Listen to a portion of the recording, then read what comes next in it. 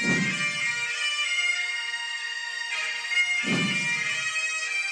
to that piece of lieutenant that's always on his podcast, bashing us, him.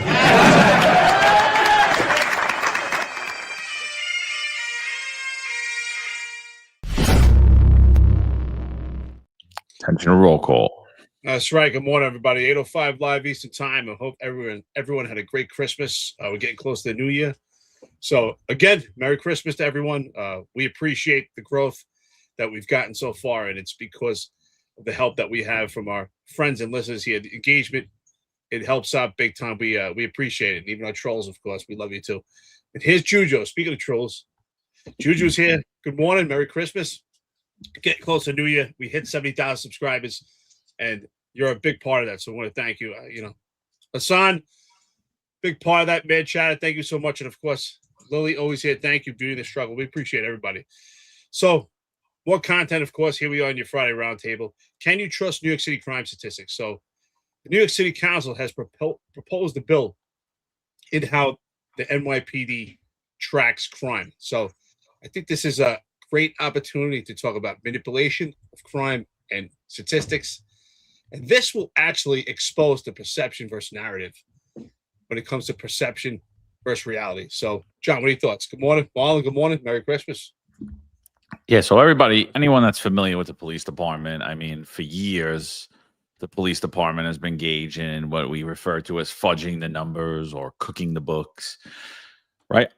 I think it's something that was done prior to the social media era, prior to media being at your fingertips. And you would think that as stuff is reported in the media almost momentarily today, that practice would have ceased. Right? But it hasn't. You see the level of scrutiny on the New York City Police Department. It's at the height, I think, of any organization ever in modern history. I don't think there is an organization that is as heavily scrutinized. And yet, when it comes to policing, and it's nationwide, it's not just the NYPD, but obviously we're going to hone in on the NYPD here. Nationwide, we're seeing law enforcement agencies downplay crime, misrepresent crime, but it's right in front of your face and it's smacking taxpayers right in the face. And, at the same time, while we're sitting there and we're saying we want to improve police and community relations, we watch police departments get up, lie directly in their citizens' faces, and really re-victimize victims because that's what they're doing. So, we've seen two examples most recently, right? We hear the narrative, shootings are down, murders are down. They're celebrating that, high crimes. Now, I think it's a good thing that murders are down. But when we talk about shootings, the only shootings that we count are shootings when someone's actually hit. They don't count the number of times a firearm goes off in New York City. We saw that most recently in Staten Island, where a man who was home was a target of a shooting. Numerous rounds were fired into his home, and the NYPD didn't even want to take a report, but they winded up taking a report and they classified it as criminal mischief of property, reckless endangerment and criminal. And basically what that means is that that's a misdemeanor crime. It doesn't go on to the 7 major crime stat, doesn't make its way onto the NYPD crime statistics. And you could literally sit there and be like, yeah, we had no shootings last night. Is that true? You just had a guy had his house shot up last night. How many people that night had bullets fired at them and the perpetrator just had bad aim? So when they're saying shootings are down, are they really? Or is it just the amount of people that are being hit are down? So we watched that. We watched Melba, Queens, real volatile incident where the neighborhood was taken over by tons of kids, drag racing, doing all this crazy stuff. A neighbor comes out on one side of the block, and then down the block, a security guard tries to stop him. They basically throw an incendiary device in the security guard's car, light his car on fire. So that's arson. That's a felony. And then down the block in a separate incident, there's a man's a victim of a gang assault. And the whole entire incident gets classified as one criminal complaint for a misdemeanor assault. And to me, that is clear as day, re-victimizing victims. You have a guy who got his house shot up. and the case isn't being investigated properly. It's not even being reported properly. And once it's not reported properly, depending on how we report it is depending the amount of resources we would put into that, how hard we would investigate, who's going to come out and collect evidence, if we even collect evidence, depending on the nature of how we classify that crime.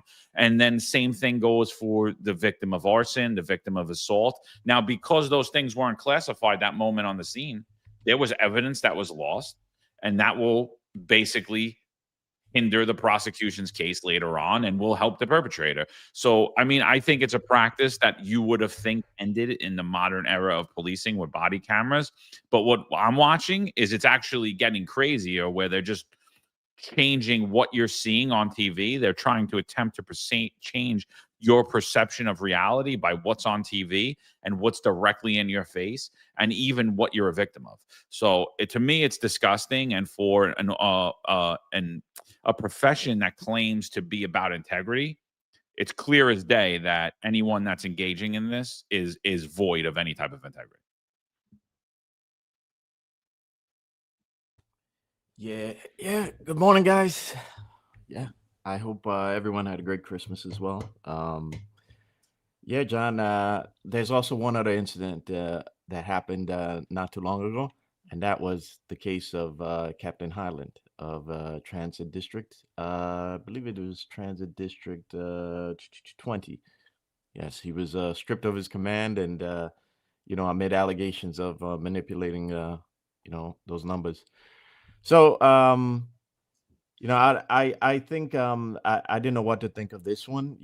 I'm curious as to why that in city council, they made a mention of the how NYPD in reporting the case, the closure rate, they're also including prior years.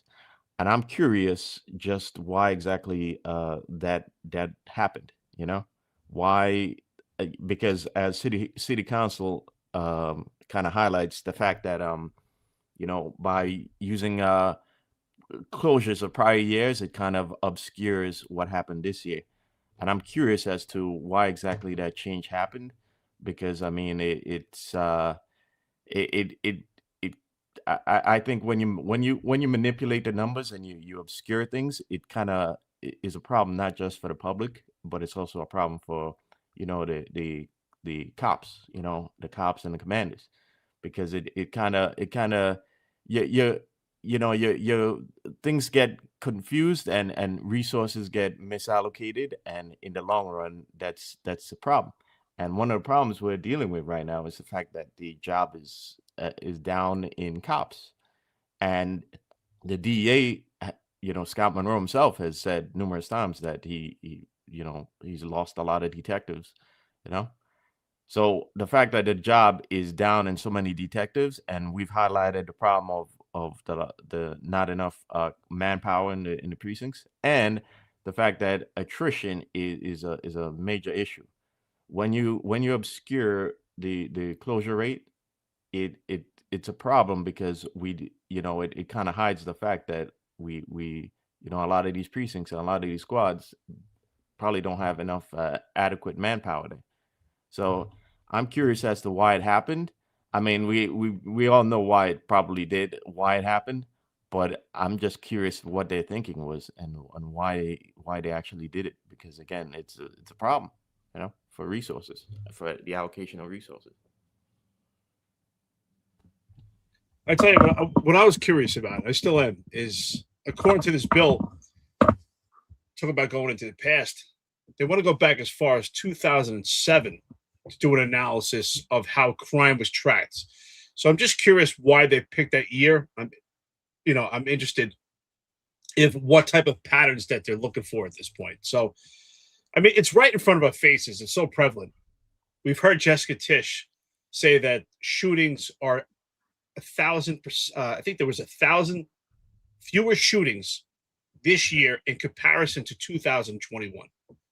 So you have to say to yourself, it's very interesting how the NYPD picks and chooses and is very selective in how they report crime. And it's almost brilliant, because if it wasn't for this network, it's, in my opinion, that a lot of this would be unnoticed, unrecognized, and it wouldn't actually be a discussion or a topic. Now, what's interesting about that is 2021 into 2022 is when Eric Adams takes office. So to me, is Jessica Tisch working in tandem with Eric Adams to try to support his so-called legacy? I mean, why is she making the comparison to 2021 that there's 1,000 less shootings? What happened to 2022 up to year to date? So manipulation of crime statistics is quite fairly easy to do. It's something that the NYPD has done for a long time. And that's another factor that's a problem, is that when it comes to FBI statistics, you have to report your 7 major felony crimes. So this proposed bill, I think, is going to give a great snapshot on how the NYPD actually transposes felony crimes into misdemeanors. Because with misdemeanor crimes, you could hide these FBI statistical crimes that have to be reported. So I think it's quite interesting. But again, the NYPD is picking and choosing years and giving a lot of percentages, and sometimes giving you numbers when it's convenient. But what's interesting about it, percentages could be manipulated most effectively. I mean, you can think about it. If you go to a store and you're going to buy a jacket or buy something, and you see a sign that says 40% off, 50% off, 60% off, these balloon inflated percentages. Sometimes it sounds great. Oh, wow, I could buy this jacket for 60% off. But the question is 60% off what? Right? So if that number is inflated, does it matter 60% off? So it's the same thing when it comes to crime statistics. And they're inflating numbers, giving you percentages to give you a different perspective of a crime change. And very selective when they pick years. And it's not just Jessica Tisch. It's been a format, a template for the entire upper echelon. We've heard Mike Kemper, former chief of transit for the NYPD, say numerous times before he went off into transit and retired from the NYPD. And they would do comparisons of crime and compare to specific years and leave out certain years when it came to COVID. Very convenient. So you have to ask yourself, why do they do this? Because they want to give a different perception. And every time, in reference to what John said before, every time we don't document a shooting, whether someone is hit or not, we're not getting an accurate picture. We're not getting every trigger pull. And if we do that, it's a mischaracterization and it's a misrepresentation of crime. And exactly what Marlon says, what that does is actually, not only does it hurt the public, but it hurts the cops, because the cops are improperly represented. So if they're low on manpower, that manpower doesn't need to be addressed, because crime is great in a specific area. So it leaves the cops vulnerable. They're overworked, and it hides and masks the mass exodus issue with the NYPD. It hides and masks the fact that cases are not getting closed by the detective squads, not a fault of their own, a fault of the leadership, and the fact that they're intentionally misrepresenting the low manpower. So it hurts everyone. It hurts cases, and ultimately it transposes and it hurts the public. So eventually this will come out and just be an explosion. And when's it going to come out? In my opinion, when Zohran Mamdani is actually the mayor. The crime, if documented properly, will be inflated and ballooned and will give the impression and representation that Zohran Mamdani is the reason for the crime increase. So I don't think that the department's going to shift on like its heels as soon as Mamdani comes. I mean, this has been going on. This is the culture in the NYPD last 40 years. Like, I think it's gotten significantly worse under the Adams administration. And I think the reason that city council wants to go back, I would go back further than 2007. I would go back prior to Rudy Giuliani. I would go probably back to Rudy Giuliani, and then I would look, because I think if you go back and you actually do an analysis of all of the crime, what you're going to see is that every year crime data was reported highly inaccurately, and there is much more crime in New York City than's actually reported. There's much more crime nationwide than is actually reported. And to be fair, like, we're talking about the NYPD here, I think they're much better than other law enforcement agencies across the country, because they have so much scrutiny. So if this is occurring in the most watched city in America, What do you think's occurring in some little sheriff's office? What do you think the type of number fudgings occurring in cities where they don't have a media apparatus like we have, where they don't have on-ground reporters and stringers who basically on the scene of all these crimes, where they don't have all of these body camera and systems to file complaints against the police? It's definitely much worse. But I think what city council's doing, and by the way, I like never agree with this city council, especially I think Oswald Feliz, Farrah Lewis, Chris Banks, and Carmen De La Rosa. I almost never agree with them when it comes to anything, any legislation related to the NYPD, but I totally agree with them here. And so, like, what they're saying is, like, let's go back, let's look at that data, because what have we seen the last 4 years of Eric Adams' administration? One, his first 2 years, crime was up, right? And even though crime was up, right? They still, those same 2 years, his first 2 years, they told you crime is down, even though all you had to do was look at the CompStat sheet and be like, wait a minute, what are you saying? Like, crime's up. Crime's actually up. Then in his third year, he tells you crime's down, and he gives you, I believe it was like a 2.3% decrease, right? Like such a minor decrease, but they celebrated it like it was, like it was New Year's. Like, look what we did. Look, it was like the same thing with his trash can. We have the trash revolution here. We solved crime. Crime's down 2%. And what happened? Few months elapsed, right? CompStat went back. They did their little arbitrary small sampling of commands, small sampling of 61s. And just through that small sampling, what happened? Crime, you actually see that crime actually wasn't down 2.3%. It was up. And again, that sampling of data that's audited by the NYPD themselves is so small. If they went back and actually had integrity and went through every 61, crime would have been up significantly the last 3 years, because what you see in New York City is, even with the misrepresented data, violent crime remains up over 30% since 2019, right? So that's that, right? And you're looking at it and you're like, well, how's actually crime down? How are you saying crime's down? And again, you see the same thing here. You see this year, there's a very small decrease in crime. It will be celebrated. It will be legacy protection for both Jessica Tisch and Eric Adams, that he was the public safety mayor, when in fact, he was anything but that. So nationally, I believe we're seeing about a 10% decrease in overall major crimes. But in New York City, we're only seeing about a 2% decrease in major crimes just year over year for the year.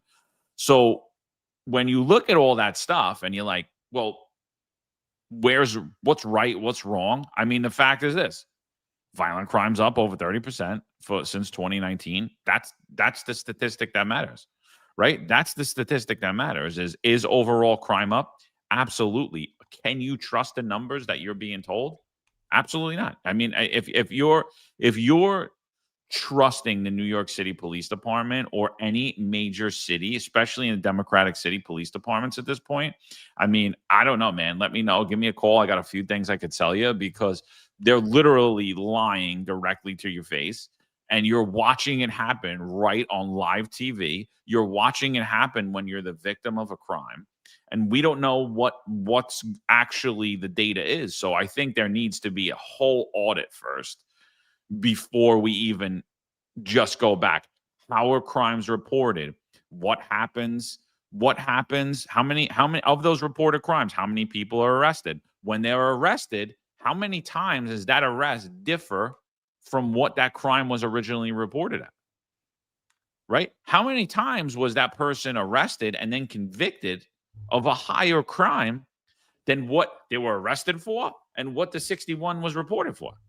And when you look at that, I think you're going to see, when you look at case closings for detectives, you're going to see two things. One, NYPD is doing a horrible job at case closings. And I'm not talking about, let's not talk about homicides. Don't cherry pick a statistic. I'm talking about overall crime. NYPD is doing a horrible job at closing cases, right? The closure rate is going to be horrendous, horrific. And that has to do with lowering the overall headcount of the NYPD and chasing experienced officers away. But when you look at that, you look at the case closings, you're going to want to look at what was ultimately the end result of that prosecution. And I think what you're going to see is you're going to see that people often are prosecuted for higher crimes than was ever originally reported or they were even arrested for. Right. And why was that? Why is that? Because there is a culture in the NYPD to not report felony crimes, and we watch it over and over and over again. And it's honestly at this point, for them to even talk about crime data, they deserve a lot more scrutiny than even this bill is going to give. Yeah, yeah. No, it's very rare that we agree with what City Council is doing, but this is quite a surprise, you know. And you know, part of me being a cynical, I kind of wonder if there isn't some other motive behind it, you know. But I gotta say that you know, the earlier this year, the it was I remember them reporting that there's a nationwide trend in crime being down. You know, the various news sources quoted the FBI's unified crime report. I don't know what to think of that now. You know, at the time, I thought maybe it was because a lot of, you know, the internet has become such a place where it's easy for a guy who you know, came off the streets to talk about his life and talk about the streets and to actually, you know, get viewers and make some money off of it, you know, rather than going back to that life on the street. But I don't know what to think of it, considering this news from the NYPD and what we've heard about is going on in Washington D.C. with their own manipulation of crime reports. I wonder at this point whether any of that is accurate and whether there was an agenda behind that. You know, you know, to fool us into thinking that crime is down nationwide. And I also wonder, you know, a lot of because a lot of other cities are facing the same problems with manpower and attrition that the NYPD is facing. You know, they can't find enough cops. If that may play a role into this the agenda, into trying to make us think that things are fine when you know, they couldn't be if you're down in cops and you're down in detectives. You know, certainly it couldn't be in the NYPD. If the NYPD is so short of manpower in squads, how could the closure rates be up? You know, it just doesn't make any sense. You know, so I don't know what to think of that report now, and I you know, I think this is a conversation that's going to come up again as we go further into 2026, because if it's not just New York City, and certainly it's not just Washington D.C., and this is happening in all of the big blue cities, then that means that there's a lot under the seams that's gonna surface. You know, that in one way or the other, if it's not the national media talking about it, then you're going to see incidents that kind of like go against the narrative, and incidents like in New York City with all these rookies getting robbed, you know, and so much violent crime happening in the subway system. You know, if the crime is down, then why do these things keep happening over and over again? You know, so I think this is something that we all have to keep an eye on going forward. Yeah, absolutely. I think you both make fantastic points. And to your point, John, I agree that there is a cultural, systematic approach to crime in the NYPD, even before the Erica Adams administration. And we were all in the job and we all saw it. We saw it with our own eyes. And there were some practices in the NYPD that I just did not agree with. And that, especially when it came to commanders I worked for, and they justified it. And they justified it because of the pressure that they received from Comstat. So do I think that there's an actual conversation where the upper echelon says, hey, you got to go out there and falsify these reports. You have to go out there and change these reports to make crime look good. I don't think that conversation is being had. It's the system design that puts the pressure on these commanders, where it's a subliminal message that that's what's needed to do to actually represent you properly, to get promoted, to have a good career shift, to not be ousted publicly because your particular command is being hit with crime. And also, I do believe that there are conversations, I don't know personally, but I do believe that there's conversations about manpower, that, hey, manpower is low. You have to do with what you have. And we even seen it when we were on the job. And sometimes if they had manpower issues, someone would be controlling sector Adam, Boyd, Charlie, David, Eddie, and Ida. And it was always this kind of approach to do more with less. And now, I mean, these guys are doing way more with less. Not only are they doing more with less, they're doing more with not enough. The problem that I have with that also is commanders, in my opinion, they don't see it as falsifying reporting. They don't see it as falsifying reporting information. That it's kind of this approach where we are managing crime. And I don't think you could do that. And how do we know that? We talk about evidence-based information that we want to utilize to be analytical when we talk about things like this.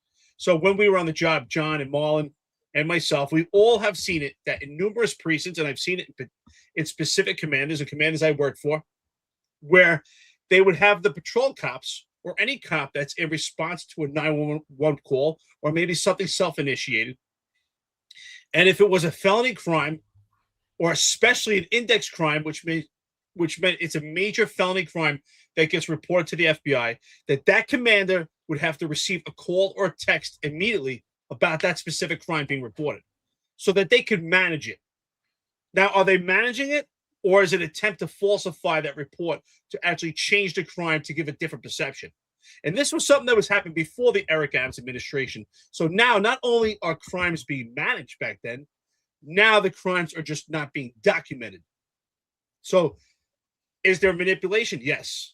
And to my message to the commanders out there, it's not managing crime, it's falsifying crime. Because when a police officer responds to a call, and that call actually is documented by a felony major index crime, and the commander has to be notified to actually identify it and start to dissect it, well, you're actually going into a realm, it's a gray area where you could be actually falsifying crimes. And I believe they justify it by saying they're managing crimes because of the pressure of CompStat.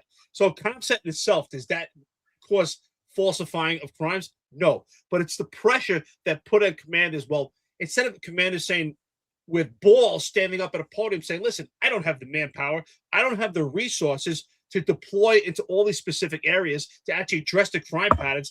Here are the issues I have. Here's the resources I need to do it. Instead, they've allowed themselves, and I believe they institutionalized themselves where they justify it because I have to continue my career. I have to promote myself. I have to show that I'm keeping crime down. And exactly what Marlon said. How could there be more case closures? How could crime go down so significantly when the crime approach, the crime tactics have not changed, but yet we have less manpower and we see the issues. So it's right in front of our faces and we have to identify it. So that's my point. I don't believe you could actually manage crime. You can manage deployment, you can manage resources, you can manage your tactics, but you can't manage crime. To me, managing crime is falsifying crime. Well, if you're manipulating the crime numbers, and so Marlon pointed out that one guy, right? The one CO. But I really think it's a systemic problem across the entire department. They just pick and choose who they're going to go after. I think if I audited any command, I'm going to see the exact same thing over and over and over again. And really, to me, it just shows that you have incompetent, immoral leadership in place. You have people that are inept to do their job. That's what it is. Because if you're like when you're the commanding officer of a precinct, it is your own little fiefdom. It is your own world, right? So you have the ability to be like, you know what? We're going to actually honestly report crime and actually fight crime, honestly. So when you sit there and you want to downgrade crime, one, you're not able to properly ascertain patterns. You don't know the patterns that are occurring. Your troops don't know the patterns that are occurring. Even if you know them at the top, you have your own little spreadsheet that's not being publicly documented. Your troops don't know where to go. The public doesn't know where to go. And if the public's not aware of the types of crimes that are actually occurring in their neighborhood, they're not going to be on the lookout for it. You lose that other eye, right? Because police aren't everywhere. How many cameras are out there? How many ring cameras are out there? How many people each night on the streets in New York City and then and night in New York City see things that they're like, that is really strange, but I don't know what I just witnessed. So I'm not even going to waste my time and make a phone call. But if you knew that there were patterns emerging, you would actually make that call. So I'll tell you what just happened to me. So the day before Christmas Eve, I'm on Staten Island. I'm right by the expressway, and there's an African male, well-dressed, nice watch on, and he's in the middle of the street in a very busy intersection. He's like approaching cars. So I have my kids in the car, and he tries to approach my window. So I was like, bro, get the F away from my car. To get away. He has his hand in his right pocket. I'm like, get the fuck away from my car, right? And he's like, oh, let me talk to you for a second. And I say it again. And so he leaves. He walks across the street. He jumps in like a beat-up Nissan Altima, and they bounce. And I'm sitting there, and I'm going, what was it? What was that? What was he trying to do? Was he going to jack me? What was that was happening? Was that some type of gypsy scam? Oh, help me out. Was he just begging for money? It was something bad. It was nothing you want to be involved in, right? And now what if I knew that there was a gypsy scam going on, or there was somebody that was stopping cars, getting their attention and getting carjacked, right? Or attempting to do whatever? Totally different. Now 911, yeah, I just saw the guy. I think I just saw the guy that you have for that pattern, whether people are doing carjack. Here's the plate number. Here's the vehicle description. Here's what he's dressed as. Here's what the driver of the car is. Now, me not knowing that as a civilian, I don't know what just happened. I'm not going to call 911 because what's going to happen when I call 911? They're going to be like, yeah, I don't know, bro. I don't know. The cops are going to come. What do you want me to do? I don't know. I'm not taking a report, right? Because you don't know what you just saw. You don't know what you witnessed because you're unaware of the crime that's occurring in your own neighborhood where you are. And to me, again, it's lazy in that police work, and it starts from the top. And it's not just the commanders. It starts all the way at the top. It starts from the police commissioner. It starts from the mayor's office, and it works its way down. And it's honestly the dumbest thing I've ever witnessed in my life. It's happened to me so many times where we've locked people up for burglaries. We lock people up for robberies. We have the perpetrator. And even though we have the perpetrator, there is an effort being made to try to downgrade the crime that they're doing. It's like, he knew him. It wasn't really robbery because they were friends. It's like, no. Read the penal law. Like, this is robbery. This is what it is. Like, when I bring it to the DA's office, they're going to charge robbery. Why are we going to not charge robbery? Why are we going to charge assault 3 and criminal and pettit larceny or whatever nonsensical thing you want to do? Why are we going to charge that only to watch it get upgraded later? And now we look like we're morons. We look like we're liars. And you know why? Because we are. That's why it looks like that. That's why people are going to, and that's why you sit there and you're like, nobody believes the police. It's like, well, why should they? You're lying to people every day. What you're lying to them about what a report is, when they can retake the report, what it's classified at. To me, I think this is way past time that we actually get some competent oversight in every law enforcement police department, specifically related to crime numbers, the integrity of crime reporting data, because there is none.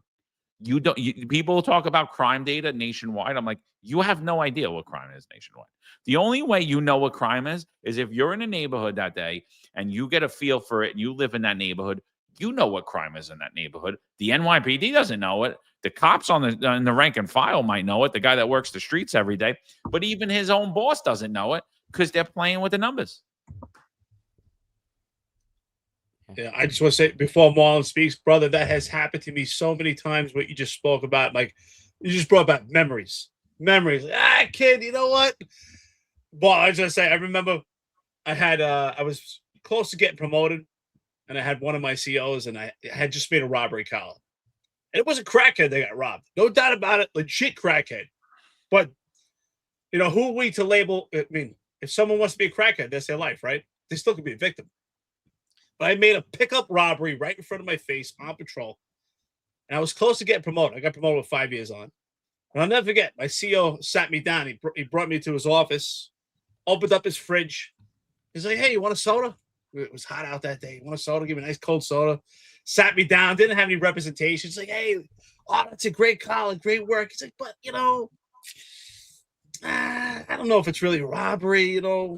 She's a crackhead, and I'm like, and I remember I had close to 5 years on the job, and I really didn't see the politics of the job, and I'm like, what the hell is happening here? And it's not really robbery. It's kind of like a larceny, and you know what I mean? She's a crackhead. And I'm like, yeah, but I saw it right in front of my face. It was at a gas station. I'll never forget. It was on the corner of Forest Avenue, Richmond Avenue. And I see this guy legitimately walk up, throw this girl on the ground, and take her shit, took her money. He's like, maybe it's a drug deal. Like, maybe he owes her money for drugs. Well, could be. But I can tell you right now, he took her money. And anyway, turned out that ended up getting documented as a petty larceny and something else. And I remember like the pressure that was put on me. And I'm like, and of course the DA's office at the time bumped it up to robbery. Probably one of the mistakes I made on the job was young on the job. I should have said, hell no, I'm not changing this. But I did. And I did. So, but I had, I was a cop. I had a little less than 5 years on the job. But you're a commanding officer with 15 years on the job, and you have rank on the job.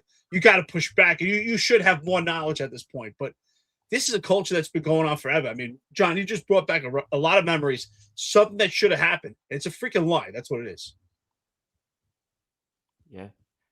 Unfortunately, history always tends to repeat itself in the NYPD for some reason.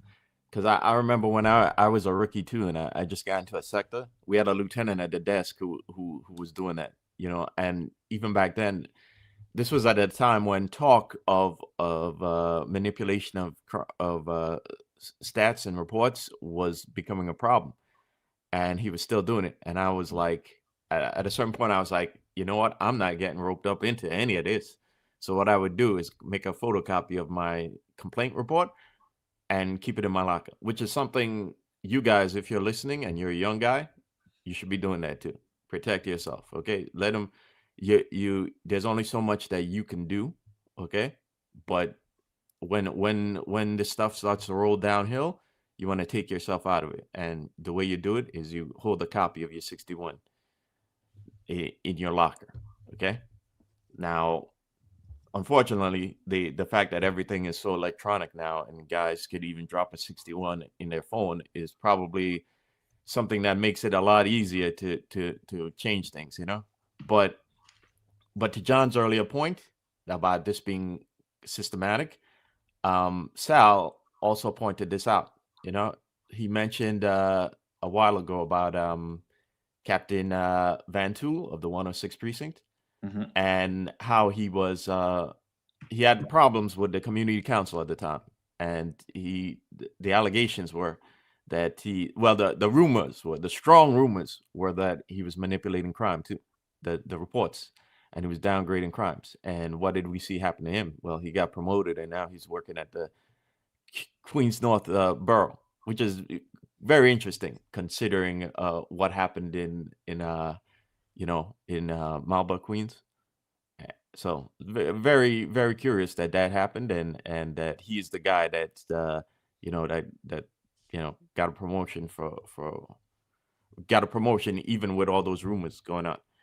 And I just want to say that transparency is a lot easier than doing all this, because when you try and obscure things, eventually that catches up with you.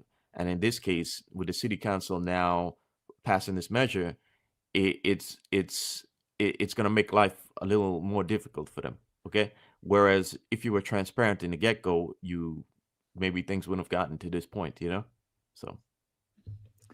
Yeah, but here's the thing. Like, again, like, I don't even care about Van Tol. I don't care about the other guy's name. Give me a roster of all of the commanding officers of every precinct. Give me a roster of every borough CO. Give me a roster of every chief, 3-star chief.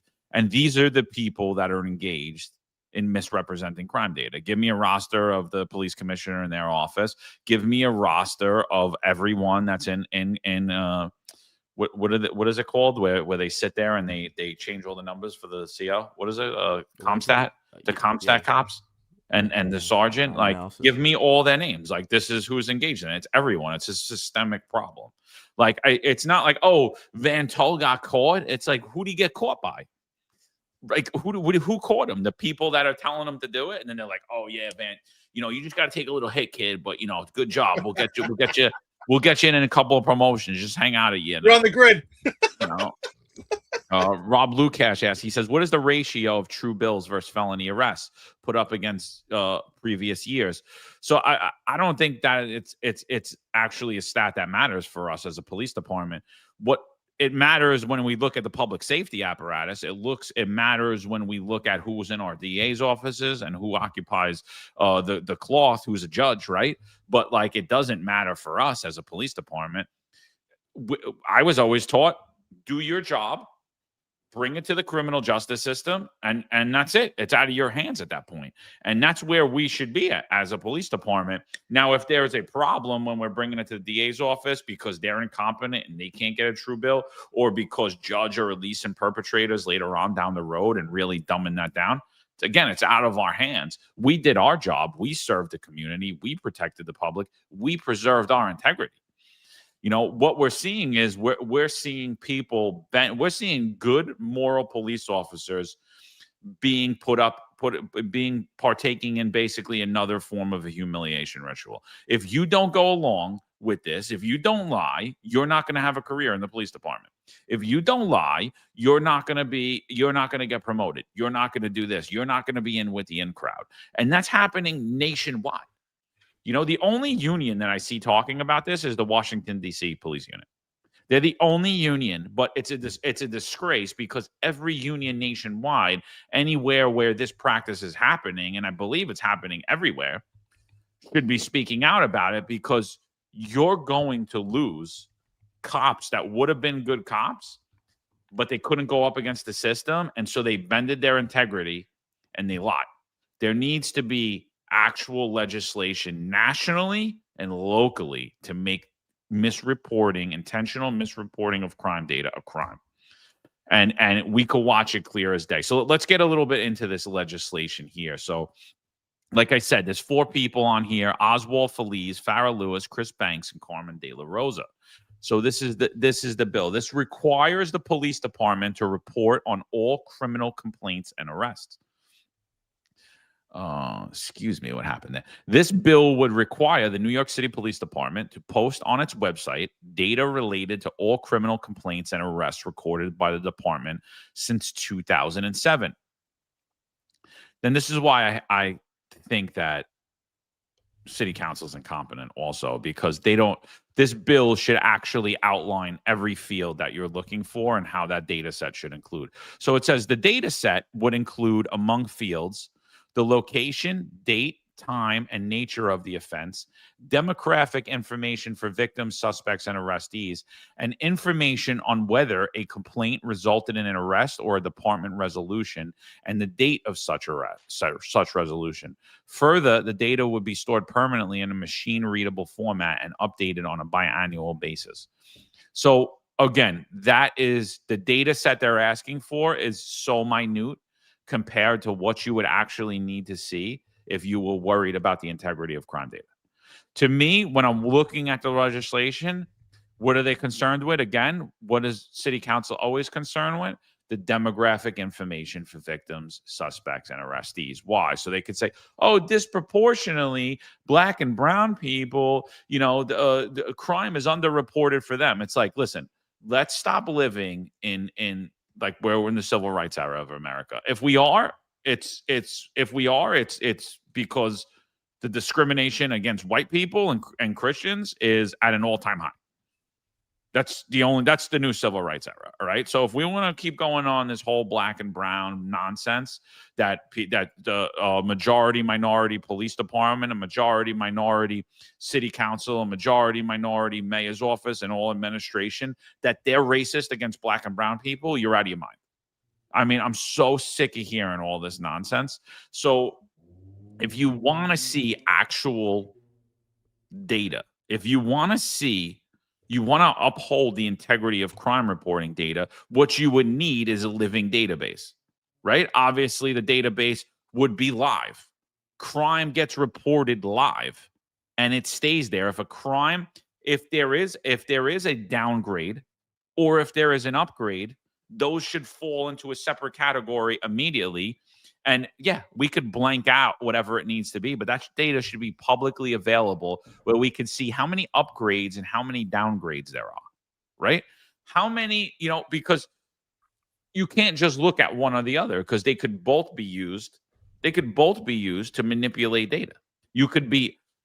What you want to do is see which crimes specifically this is happening with, and you'll see the scam right there. If they just showed you, you don't need the victim's date, you don't need their name, you don't even need the address of where it occurred, precinct of occurrence, what the crime was there an upgrade or a downgrade? And when you see that, you're going to see the systemic problem right off the bat, and you're going to see what's happening. You're going to see the scam right there. You're going to see all of those burglaries that became trespasses. You're going to see all those trespasses that later became burglaries, right? And at the same token, I do agree that there needs to be some type of public data that comes out, whether it's biannually, monthly, of where we could see how these cases are, like the case closings, what's actually happening behind the scenes in the detective squad, not just with homicides, not just with shootings, with every case that goes across the detective's desk. What is happening there? And when you get all that data, then you could see an actual picture of, do you have a competent police department, or are they just running a 3-car Monte scam on you?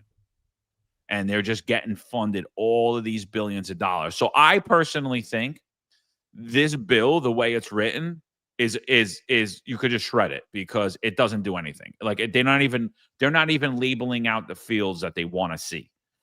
I don't know what the motivation behind this bill is, because when I read it, it's inept, it's incompetent, it's missing so much stuff, and you're not actually looking to uphold the integrity of crime reporting data. Yeah, I'm actually gonna say maybe we should be even happy they even made this bill, because I'm surprised they even going there, to be honest with you. I mean, the amount of productive bills that come out of the city council every year, you probably count on one hand, and at least with this getting passed, I mean, there's a hope that they can adjust what's the methodology of reporting and what gets reported after the fact. But considering these guys, the stupid stuff that comes out of city council, this it's actually something good for once. But I'm gonna say that the actual agenda, I think you might have actually just told us what the agenda is, John, because I think, the whole Democrat platform is America's racist against Black and brown people. That's their platform. You're a victim because of racism. Everything is racism, right? So I think in this measure, what's going to be revealed is that there's not enough resources in the Bronx, in inner city communities. And there won't be enough resources because there's just not enough resources for the entire city right now, because there's not enough cops for the city right now. And so what they're going to show from this is that there's going to be a disproportionate amount of cases being closed in places like the Bronx and inner city neighborhoods. Why? Because they don't have enough detectives. They don't have enough cops, but they also have a disproportionate more amount of crime in those neighborhoods than they would in say like some of the better neighborhoods of the city. So I think this agenda, even though I have no problem with the bill itself, it could be better, but I'm happy they're at least passing it. But I think they're going to use the results to press for more more money into their BS community programs that they always have for these neighborhoods. And unfortunately, again, this is what happens when the job isn't transparent. This is what happens when they send people, when city council has a hearing and they send people who stumble and bumble through the conference and act like they're a bunch of kids who are being asked questions by the teacher and they didn't read the book last night. This is what happens.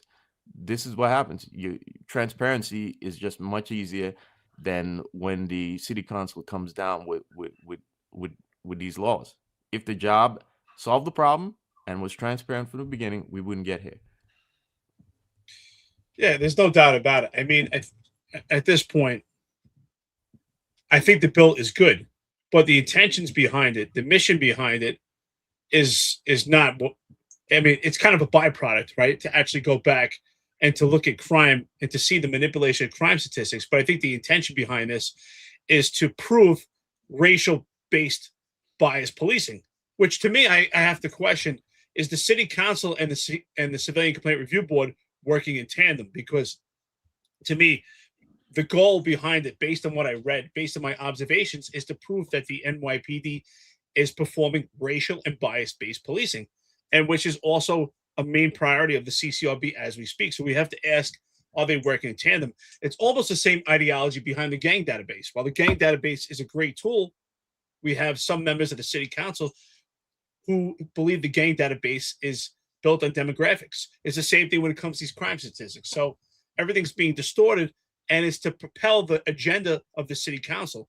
Turns out to be a byproduct to go back to crime statistics and see the culture of the NYPD and see it's gotten to a spear that's worse now than we've ever seen. But there is some validity to this when it comes to what I said earlier, that the NYPD, the commanders, I think, from up to the top, in my opinion, the assumption is that because they've been institutionalized, is that we're not falsifying crime, we're managing crime. And how do we know that? I remember on the job, John and Marlon, I'm sure you remember it, almost every commanding officer I ever worked for somehow became Donnie Brasco. And I remember if you lock someone up and someone robbed someone's jewelry, somehow they were all Donnie Brasco, like, oh, no, this is a Fugazi. They tell you, oh, no, that jewelry is not worth $10,000. It's 10 years old. It's worth $900. It's like, right? John, every they became appraisers. They could appraise everything, anything you could think of, any item. Every commanding officer I've ever had was Donnie Brasco. Oh no, that's a Fugazi. I mean, how do you know? What experience do you have to depreciate this? The victim indicate here's the price. And I remember plenty of times, John, Marlon, maybe seen the same thing. I've had victims of robberies, and they had the receipts from their purchase, but then the commanding officer say, no, it's 7 years old, depreciation. I mean, somehow these guys all became, somehow they could all manage auctions. So every commander became Donnie Brasco. And if you're a commander out there and you pull that Donnie Brasco type stuff, you have to question your own integrity. And what John spoke about earlier, I think is very important. The pressure that's put on the cops. And there are specific cops that the pressure is put on. And those cops, they work in what's called crime analysis. And that's what John was talking about, your CompStat cops. And it's quite interesting, right? Because crime analysis is not there to do investigations. They're supposed to document and do analytical research on the crime and document it and prepare what's going on with the crime for CompStat. So they could do an analytical research based on deployment, how it correlates to crime, but they're not doing investigations. But somehow, and you know exactly what I'm talking about, if you work in crime analysis, and I would be careful, I would get out of crime analysis as soon as possible. Somehow, after felony major index crimes are documented, the crime analysis cops with no investigation experience are contacting the victims on the following day to do a follow-up. And now they're doing a follow-up and re-investigating the victim. And what's the purpose? To downgrade the crime. And there are commanders who believe that that's managing crime. No, that's falsifying crime, and that's putting pressure on the victims to change the crime. That is part of the culture. There's no doubt about it. If anyone denies it, you're actually fooling yourselves. And so Ray John 3456 puts a great comment here. As a squad commander, I fought with 5 different commanding officers over crime classifications. When I downgraded something after an investigation, no questions asked. When I upgraded, I got calls right away. Spot on. Right. Why would you get a call right away when it's upgraded? Because that commander wanted to manage crime. Are you sure? I mean, listen, that jewelry, I think it's about 7 years old. I just looked at Kelly Blue Book. Managing crime is falsifying crime. So while this bill is intentions and mission driven for demographics, and I believe to prove that the NYPD does racial and bias-based policing and also documentation of crime statistics, I believe the intentions, based on what I read, are to say that black and brown perpetrators or persons of interest are hit with the crimes, with felony crimes, to put them in jail, while white males that commit or females commit the same crimes are not. But the byproduct is that this is necessary to see the crime statistics. So again, if you're a commanding officer out there and you think you're Donnie Brasco, think again. And if you're in crime analysis, you're not doing investigations. The squad is going to do that. So why are you doing that? Yeah. So for those of you in city council that are listening that think that, you know, the NYPD misrepresents crime data only in black and brown neighborhoods or black and brown victims, let me be very clear. They are non-biased. They are going to downgrade crimes in every neighborhood, regardless of the victim's skin color. So let's so if that's what you're worried about, you're barking up the wrong tree. Like that's not what it is. They don't see color when it comes there. They see promotions. That's what it is. So I mean, let's just picture for a moment like a police department, what it could look like. So it could look like you're a victim of a crime. You call 911, the cops show up, you tell them what happens, and they properly classify it and investigate it based upon the crime classifications that you explain to them in your layman's terms. That's not what's occurring anymore. You know, that's not what's occurring. And that's not what I don't want to say anymore. That's not what usually occurs in most places, especially if you have an incompetent leader. It's even higher. So what does that do to cops? It puts pressure on cops to lie, to misreport, to basically go against their integrity, go against their faith, go against their moral foundation and their beliefs. And what does that do to morale? Kind of shits morale, right? Why do you think most cops leave the city after they retire? Think they hate living in New York City? I mean, look, the weather sucks. I'm here now. I wish I was in the sunny shores of Florida getting suntan. You know, it's freezing here. It's dark at 4:30. It's going to be 10 inches of snow later on. So, yeah, there's that. The winters suck. But still, where else are you going where you could go see the Rockefeller Tree, where you could go to 5-star top-rated Zagat restaurants and be there in 3 seconds? Where are you going to get everything at your fingertips other than like a New York or Chicago or LA? There's nowhere to go. And New York, I believe, beats all of them. Just the weather sucks, you know? But they leave because they see the bullshit in the system. That's why cops leave. It's not because they hate living in New York City. Most cops grew up here. You know what I mean? They love it. They police the streets in New York City. They know the good neighborhoods. They know the bad neighborhoods. They know what's nice. They know the great restaurants. They know the good delis. They know everything, right? Everybody loves it. New York's very nostalgic, right? Everybody loves New York culture, New York food, the New York scene, New York vibe. But they run. Why? Because they know it's all being held up on lies. And that's what's happening. It's having a direct impact on people's morale. It's having a huge impact on their work ethic. Because what's my incentive to go out there and actually do my job when every time I do my job, I'm looked at as I'm the problem because I have integrity, right? And it takes a very, very strong person with a very strong spine and a very strong moral compass to continue to do that. And there are cops that are like that. There are supervisors that are like that. They're few and far between because it's systemic in the culture that you have to misrepresent data. And it really, to me, I think this is the largest problem in policing today. Bigger than bail reform, bigger than anything else. The culture of all of these people looking to satisfy their progressive masters, trying to kowtown and play that, oh, all your policies and all your legislation, everything is so great and it's so public safety driven and you're so smart and you're such a genius. And look, here's the crime numbers that prove it. That's what it is. It's these police commissioners, these appointed chiefs, these appointed managers looking to justify the stupidity of the politicians that put them in place.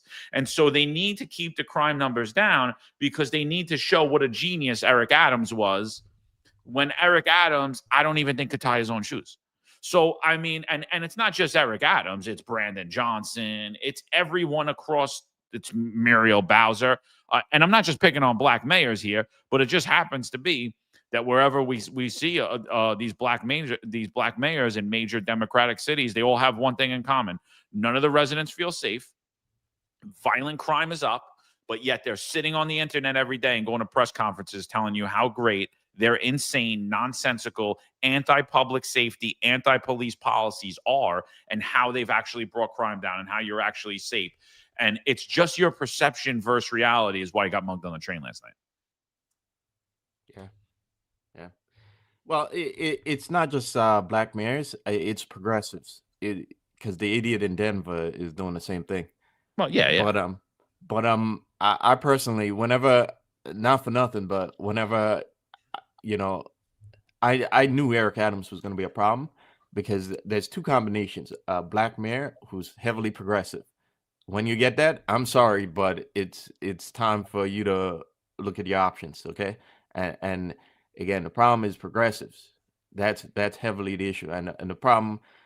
Unfortunately, the American black community has been like indoctrinated into progressivism for so long that like, you get a guy like Eric Adams gets there and he's like, it's like he's been brainwashed his entire life to believe all the nonsense that goes out of that comes out of progressivism.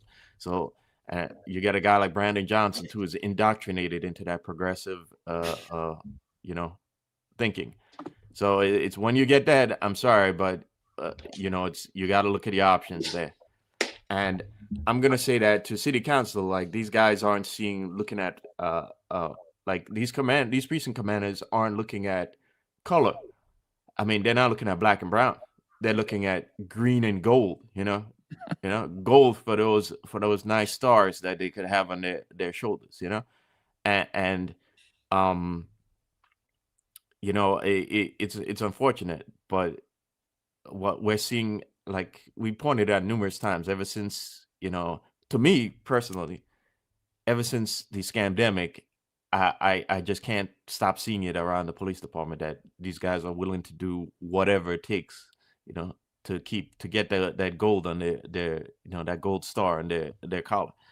And I think it's going to get worse because not just in New York City, but in all these big progressive blue cities, they're all facing budget problems. Chicago is a dump, and they're facing like a $1 billion shortfall right now with businesses leaving, and that's going to be a problem when you need the money that business tax revenue brings in to pay for new cops. That's a problem, and that same problem is being repeated in many other blue cities.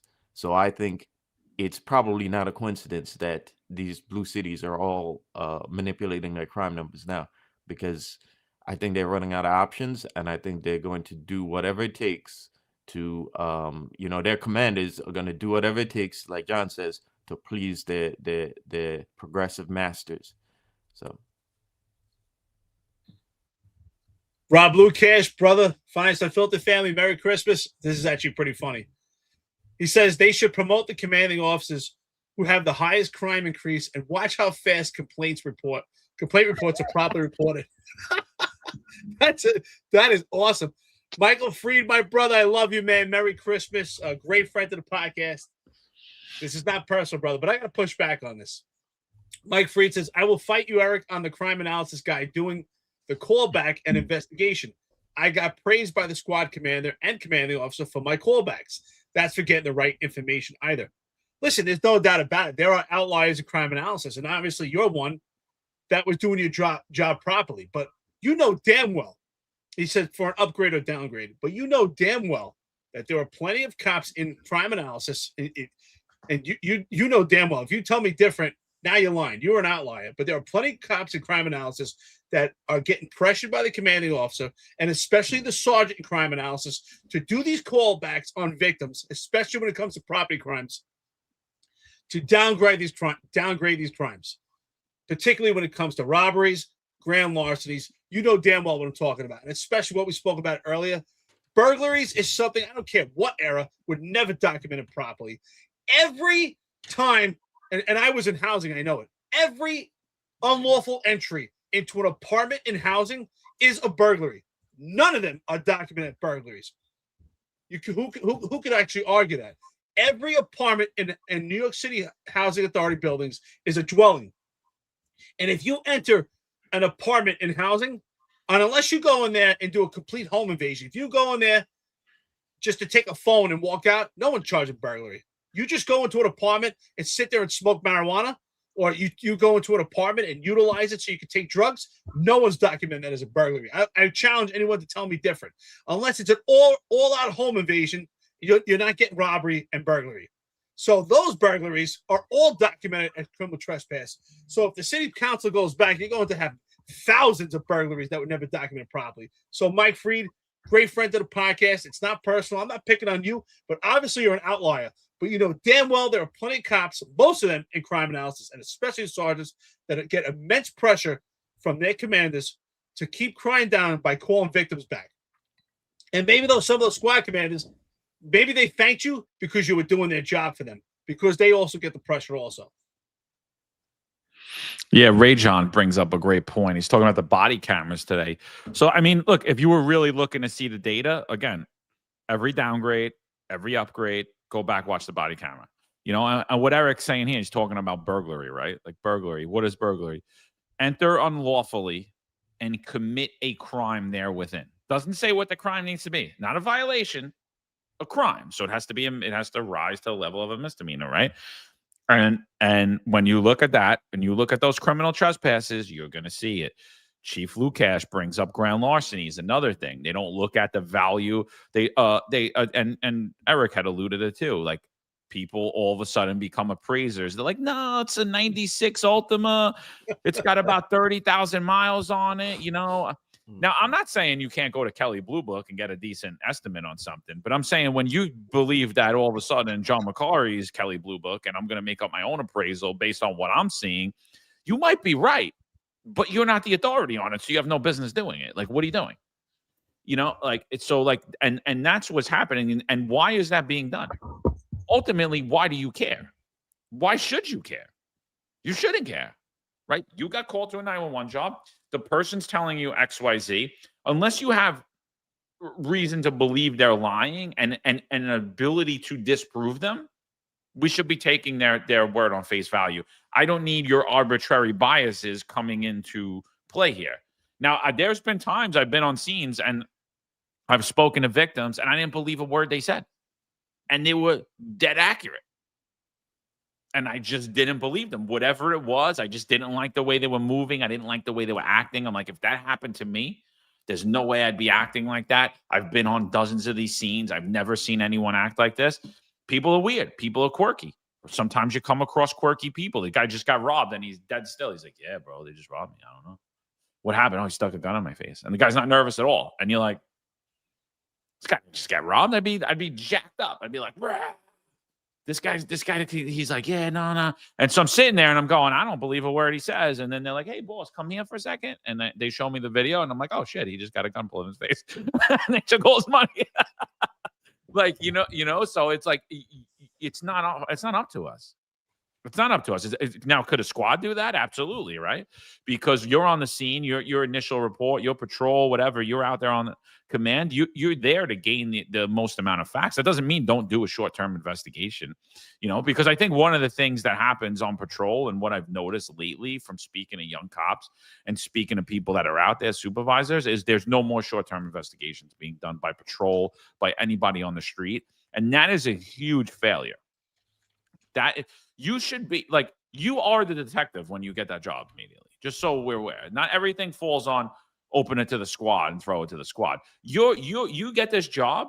It's your obligation to investigate what's happening. It's your investigation to find out, are there cameras on the scene? Oh, let me see if I could get the camera. Oh, if I could get the camera. Oh, let me see who that is. Oh, and you could find it out. You know how many callers, how many complaints I solved in only a half-hour span and got lauded for? I mean, the squad didn't like me for it, but, you know, because they want the overtime. But that's what you should be doing. You want to be a detective. You want to move on. You want to go to the squad. You want to be a squad supervisor. You should be conducting an investigation the moment you get on that scene.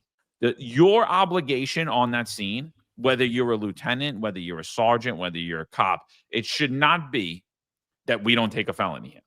It should be, what do we have to do to bring this complaint to a close through arrest, through investigation, whatever it is, or at least I'm going to package it enough that when I hand this off to the squad, they have something to run with and they have a clear picture of what happened. And everyone that reads the report that my name's on, not my sergeant, not my lieutenant, they're responsible for signing off. But everybody that reads my report knows exactly what transpired here. And when I get questioned later on, and when people scrutinize me later on, and they go back and they look at my body camera, they're like, oh, yeah, look what happened. And this is what John wrote. And, oh, yeah, that's what happened. Oh, and your captain didn't like it. Your lieutenant didn't like it.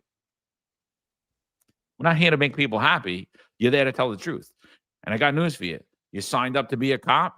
You're not going to make a lot of people happy. Sometimes, very rarely, you're going to find a missing kid. You're going to help a sick kid. You're going to save someone.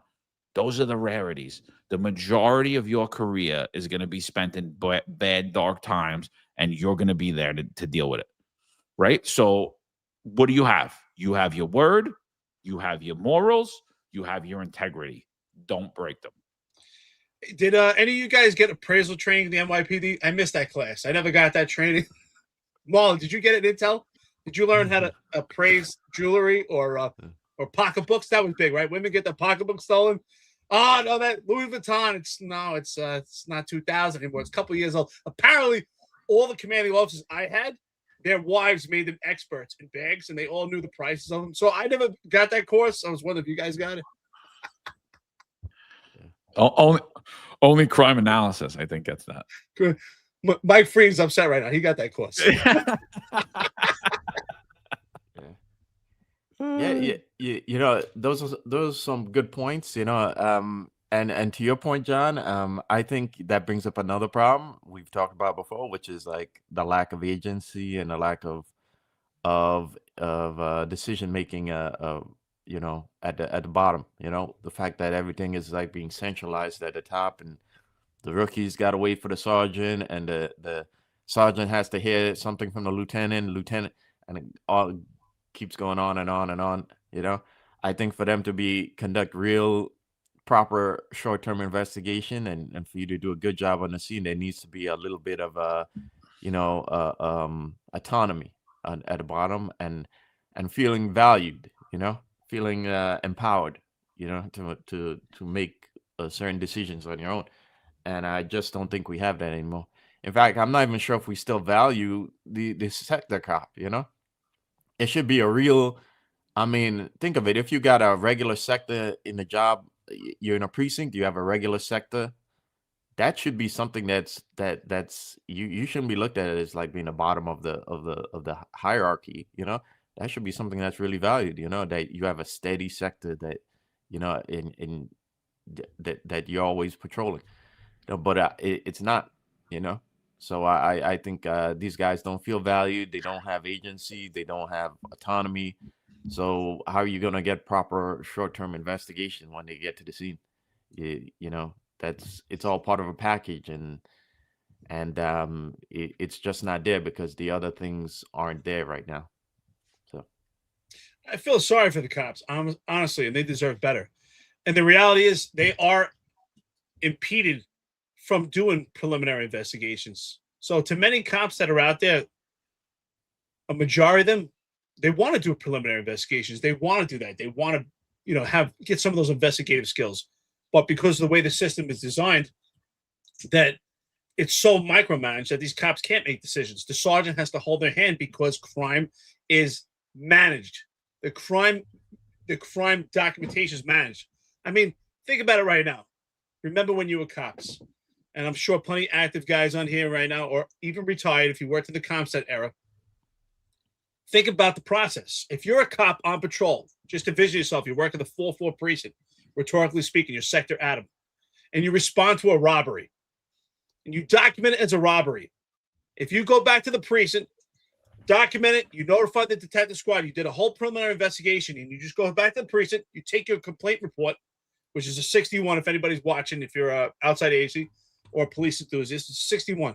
If you just dump that in the basket at the desk and go back on a patrol, what do you think is going to happen? Do you think that cop's just going to go out to the next call? You know what's going to happen? Ring, ring, ring, 10-1 the desk. You're going to have to call the desk because the commanding officer is going to want to know, You had a robbery call. You didn't call anybody. That is crime managed. That's the culture of the NYPD. Why is that? Because if a cop responded to a petty larceny and dropped it in the basket, nobody's calling. Nobody's calling you. But you know damn well I'm right, John Marlin, anyone in the police department, you know if you go to a call and it's a robbery or a grand larceny or a burglary and you just dump that in a basket, your phone is going to be blowing up. You're going back to the precinct. Commanding officer is probably going to have a talk with you. Somehow, you want to magically see if your commanding officer is working if you're not sure? If you're active right now, respond to a robbery, document as a robbery, notify the squad, your sergeant's on the scene, just dump it in the basket and go back on patrol. I guarantee you'll find out if your commanding officer is working. And if he's not, he's going to get a phone call and he's going to call the precinct. He might even show up. So crime is managed within the police department. And managing it, as Mike Marino says, not managed, Eric, manipulated. When we fight crime properly, we are managing it. When we lie, we are manipulating. Well, that's what I'm talking about. Their ideology of managing it is manipulating, and it's really falsifying it. So this is semantics with words, but what they're doing here is a part of the culture, and now it's even worse because now we're not just making assessment on crime, we're not documenting it. So it's even worse now. Now we're not even documenting. We can't even get an idea of what's going on. We're not getting any picture. So as to Stephen S. says, I call falsifying. I'm with you, brother. I think it's falsifying. And that's why I use that word managing it, because some of the commanders, I believe, justify it to themselves because it's part of the culture that I'm managing it. But you are falsifying it by manipulating it. You know, having your crime analysis goons make phone calls to get more information for the victim to try to downgrade it, that's falsifying it. So Rob Lucas said, you forgot after the 10-2 transfer to Midnights. There's no doubt about it. If you just test it out right now, if you're a cop on patrol and you want to transfer to another precinct and you don't want to have to put a 57 in, which is a transfer, just document your major index felony crimes, dump in the basket, and see how fast you end up on Midnights or another precinct. Yeah, Deuces 300 brings up a point. He was talking about, like, if a crackhead goes out and steals catalytic converters. So catalytic converters, you know, they're hot. Whatever, for whatever reason, on my mother-in-law's block, we got a bunch of skells that keep coming down the block and jacking people's catalytic converters that are knocked on the street. Super loud, but every time this happens, there's a pattern that happens, right? Because it's not just one car that gets hit, right? So if your car gets hit, your neighbor's car gets hit, around the block, your neighbor's car gets hit, what happens? Today, what happens is they make it 161 with all different complainants. So there was only one crime. Now, that should be a felony crime right off the bat. Like, I don't care that a catalytic converter costs $800 or $600. How much time is a mechanic going to be? It's over $1,000. You're out of work that day. This is a grand larceny without a doubt. So not only does that not happen, now let's say they hit 10, 20, 30 cars that evening. One complaint. So you have one misdemeanor crime. Now, if they hit 10 cars, there should have been 10 felonies that night that occurred.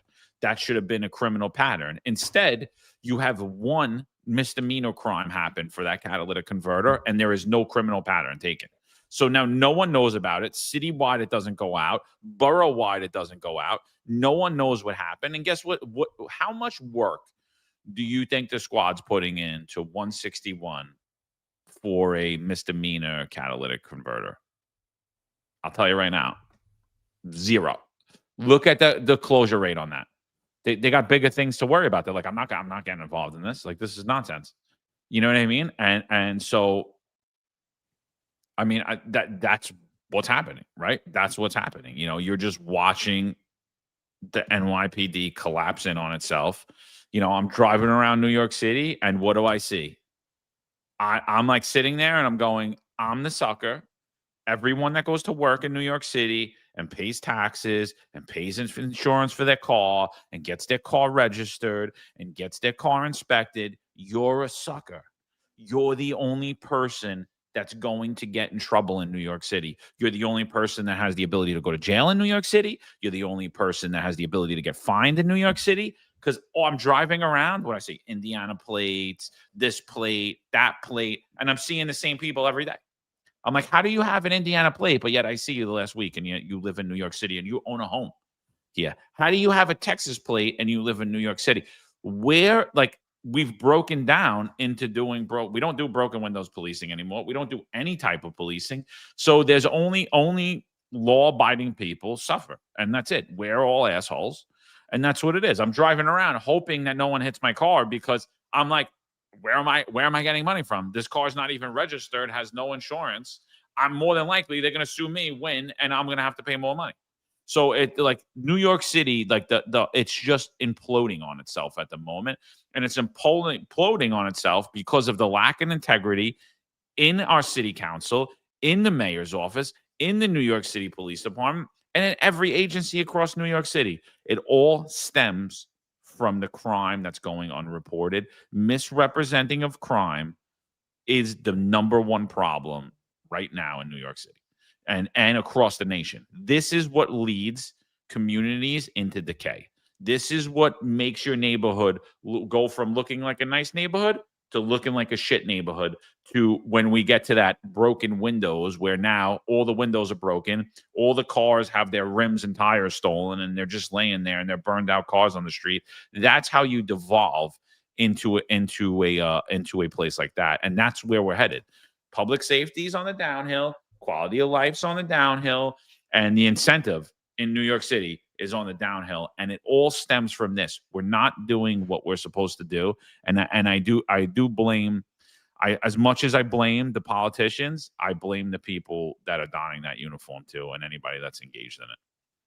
That's all I got in it, and I think that 100% there need to be laws passed around misreporting crime data, and there needs to be a separate New York City agency that overlooks all of this, because obviously the NYPD is not going to do this, and that goes for DC, that goes for Chicago, that goes for Miami, that goes for LA, that goes for Seattle. There needs to be it on the national level, and on the local level there needs to be oversight, because we're just being lied to, and it's disgusting. Yeah, I don't know about another agency, because I mean the DOI, shouldn't the DOI be looking at all of this? DOI They, needs to be disbanded immediately. They yeah. are systemically corrupt. They covered up corruption for the mayor's office.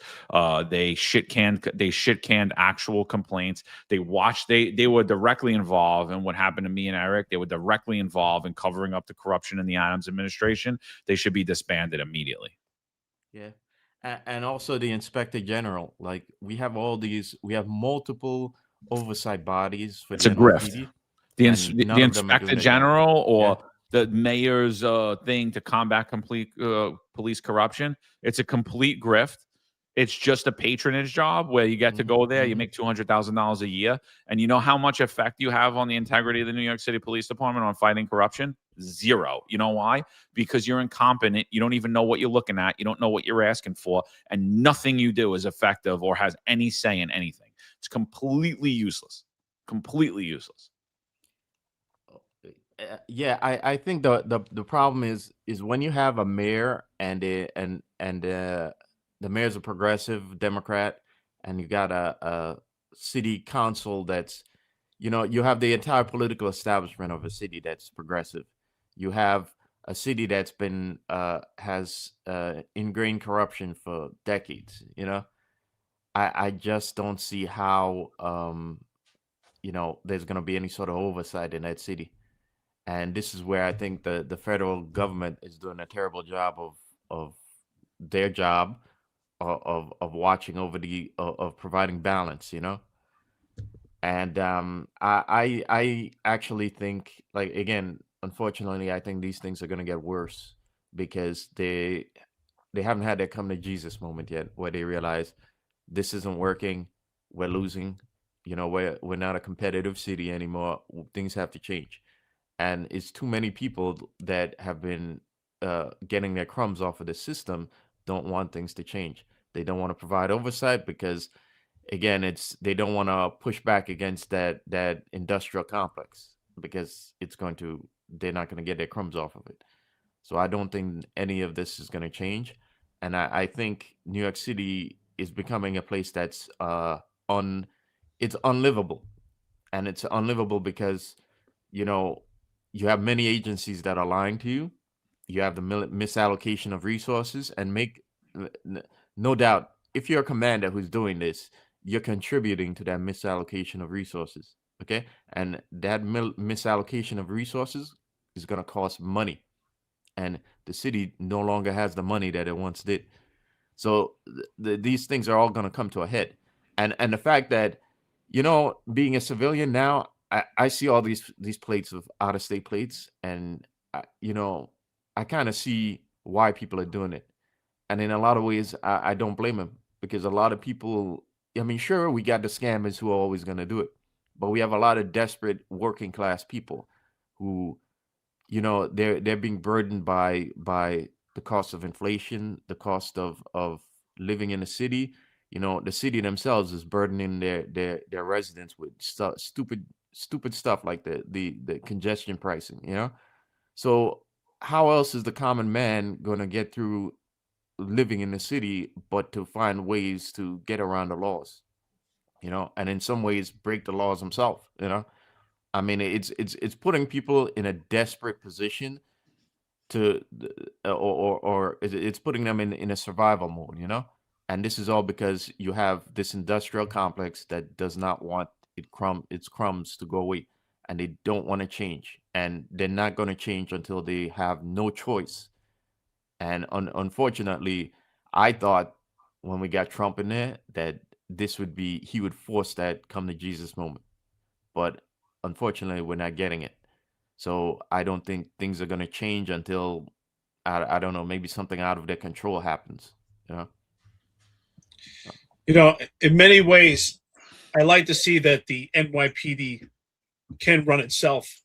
I don't believe the Civilian Complaint Review Board should be its own entity, but I do believe that there's definitely an approach and explore the idea of a separate agency actually reporting crime data for the NYPD or another blue city, because obviously we can't trust the crime statistics. And I feel sorry for rookie cops, because for rookie cops, they're looking at their commanders as for guidance.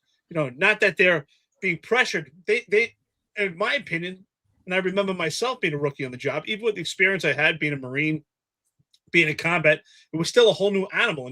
And I remember looking at my commanders as kind of like their God at that point, right? That's the highest leadership that was actually tangible to you, and they were in charge of the entire precinct. They had to say, and I don't believe that as a rookie you understand that the manipulation of crime statistics falls on your shoulders, and you kind of have faith based in your supervisor, especially your commanders, being a rookie on the job, that they're doing the right thing, not realizing. I don't think you realize as a rookie that crime statistics have a big part and a big stake in career development for commanders, and how that actually falls on your shoulders.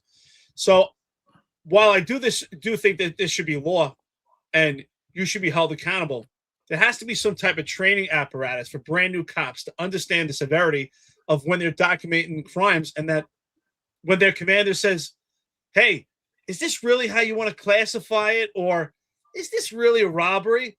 That they're actually putting pressure on you.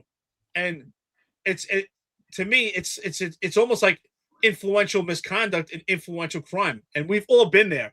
I mean, John, Marlon, if you remember yourselves being a rookie, I remember having those conversations. I remember commanders telling me, you're filling out the report for robbery, and the commander saying, is this really a robbery, or do you really want to classify it like this? Now, they're not going to say go out there and change it, but they're being pretty influential, and they're putting pressure on you. So they should be held accountable.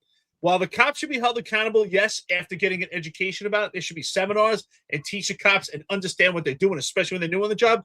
But it's the leadership that should be accountable for putting the pressure on these cops. The cops right now have an immense pressure. It's terrible to be an NYPD cop. You have pressure to manage crime. You have so much oversight. There's no support. Who the hell wants that job? And especially they're putting you in this predicament. You can't even document a crime properly. Again, I challenge any cop right now, go out there, handle a 911 call that is a petty larceny, turns out to be a robbery. You document as a robbery, drop in a basket, and see what happens to you. When you're working 2 boroughs later that you have to travel another half hour, 45 minutes to work, it's because you documented properly. And you know what? It goes to what you say, John. When you have integrity, it bites you in the ass. Yeah, so that's it. Oswald, if you guys are listening, give us a call. we'll tell you how much your bill sucks and what you really need to focus on if you really care about the misrepresented crime data. But we don't believe that you actually really do. So that's for another day. So all right, let's talk about the pension scam. I know Neo's bringing up the not serial killer that's running around New York City. We can't have crime down and have a serial killer and bodies washing up everywhere either. So the police department has no there's no gain for them to say that there's actually a serial killer. We haven't delved into all those. Maybe at some point we will. We're gonna have to do some research, look through everything that's happened before we say that there is or there isn't. But I don't blame anyone for thinking that there potentially could be a serial killer around, because you have common sense, you have eyes, you see what's happening. And by the way, this has been going on for a very long time. Person that I recommend following if you're interested in that is Lauren Conlon. She's on X. I've been on her podcast. She's broke down a couple of where she's alleging that they're potentially, not even that she's alleging, but she's investigating whether there could be a serial killer that stemmed out of the Mirage nightclub a while back, and that connections to politics and to the Adams administration. Very interesting. I actually appeared in one episode on that. Check that out. But yeah, at some point, I think that we should look at the not serial killer. We'll get into that. But I right now we're gonna get into the pension scam. So let's talk a little bit about Louis Molina. So Louis Molina, you guys might know him because as of right now, he is the deputy commissioner for DCAS, Citywide Administrative Services. Right? Molina's born in New York City, 1972. He grows up in the Bronx. He attends Chaminade. He becomes a Marine, right? He's a Marine. He goes through higher education. He goes to Columbia, Harvard Business School. He was actually an NYPD cop a very, very long time ago. Let's go through his early career. So he joins the police department, the 19th precinct, in the year 2000. Right? He rises to the rank of detective. So in 2000, he's a detective. So in 2014, Kings County District Attorney Ken Thompson appoints Molina as the director of training for the office's Detective Investigations Bureau, and within a few months was promoted to deputy chief investigator. So in 2014, Louis Molina's NYPD career ceases, and he begins to work for the Kings County DA's office, into which he takes I don't want to say it's a civilian role, it's a law enforcement role, but it is a role outside of the New York City Police Department. He's then in August of 15 now, he's hired by the former Commissioner of Homeless Services as a senior advisor for security management and operations on public safety issues in around the vicinity of homeless shelters, right? So New York City Mayor Bill de Blasio and Stephen Banks, the Commissioner of the Department for Social Services, made the decision to hand the shelter over security to New York City Police Department, despite objections made by Molina. Molina left the Department of Homeless Services. So again, in 15, Molina's in Homeless Services. He's no longer in the NYPD, right? We clarified that, right? So now in 2016, Molina was appointed to the Department of Corrections. He works for the agency's chief internal monitor, right? In accordance with the federal consent decree. He was later appointed to a dual role, acting as assistant commissioner of the department's Nunes compliance unit. He goes on. He then in 2017, he works for the New York City Taxi Limousine Commission. In 18, he works for the Westchester County Department of Correction. Now, we could all say that, like, he's not part of the NYPD, right? Like, he hasn't been part of the NYPD, right? 2014, he's gone. Then he goes on in January 21. He goes to the City of Las Vegas Police Department of Public Safety. He's appointed the chief of City of Las Vegas Department of Public Safety, right? In December 16th of 2021, when Eric Adams gets elected, he appoints Molina as the 37th New York City Department of Correction commissioner, right? So he becomes the commissioner of basically Department of Corrections. At that time, he did a pretty bad job, right? We know what's going on with Rikers. Rikers getting held over to a federal consent decree. So he holds that job for about 2 years, and on October 31st, 2023, Molina is then appointed to the Assistant Deputy Mayor of Public Safety, and to where he reports to the Deputy Mayor of Public Safety, who at the time was Philip Banks, prior to a whole list of shady things and him running out like a thief in the night. And then the now illustrious Kaz Daughtry taking over that position. So on June 23rd, 2024, Eric Adams now reappoints Molina for the third time in his administration in only 3 years, and makes him the commissioner of citywide administrative services. So, I know a lot of people like Molina, and it's okay. He could be a nice guy, but what's happening now is has nothing to do with you being a nice guy, and has everything to do with the fact that, is there integrity in New York City? Because what comes out should boggle everybody's mind. So we've been talking about the pension grift and the pension scams coming out of the New York City Police Department under the Adams administration. And this one just, everyone should be infuriated about this. Every single person, cop, anyone that pays taxes should be infuriated about this. Look what happens. So on 12/23/25, Louis Molina from DCAS, tax number 97814, submits for a vested retirement from the New York City Police Department, meaning that his $300,000 salary that he was making as Department of Administrative Services, that has nothing to do with the NYPD, his salary that he was making as the Assistant Deputy Mayor of Public Safety, his salary that he was making as the Commissioner of Rikers, was all going towards a very lucrative police pension, even though he was not working for the New York City Police Department and he is not a uniformed member of service. It's fraud. It's called grand larceny. And I know a lot of people don't like when I say that, but tell me what it is. Tell me what it is. Don't point to some arbitrary, obscure rule. Show me the rules that says that the commissioner of DCAS could contribute to a police pension fund and what the accrual rate is. Show me the rule that shows that a deputy mayor of public safety could go into this uniform pension system. Show me the rule that the Department of Corrections head commissioner could be a uniform member in the New York City Police Department. Show me the rule, not some obscure, no language. I want to know the exact contributions, and I want to know what they are. What the hell is this? This is corruption. I don't care if Louis Molina is a nice guy. I don't give two shits.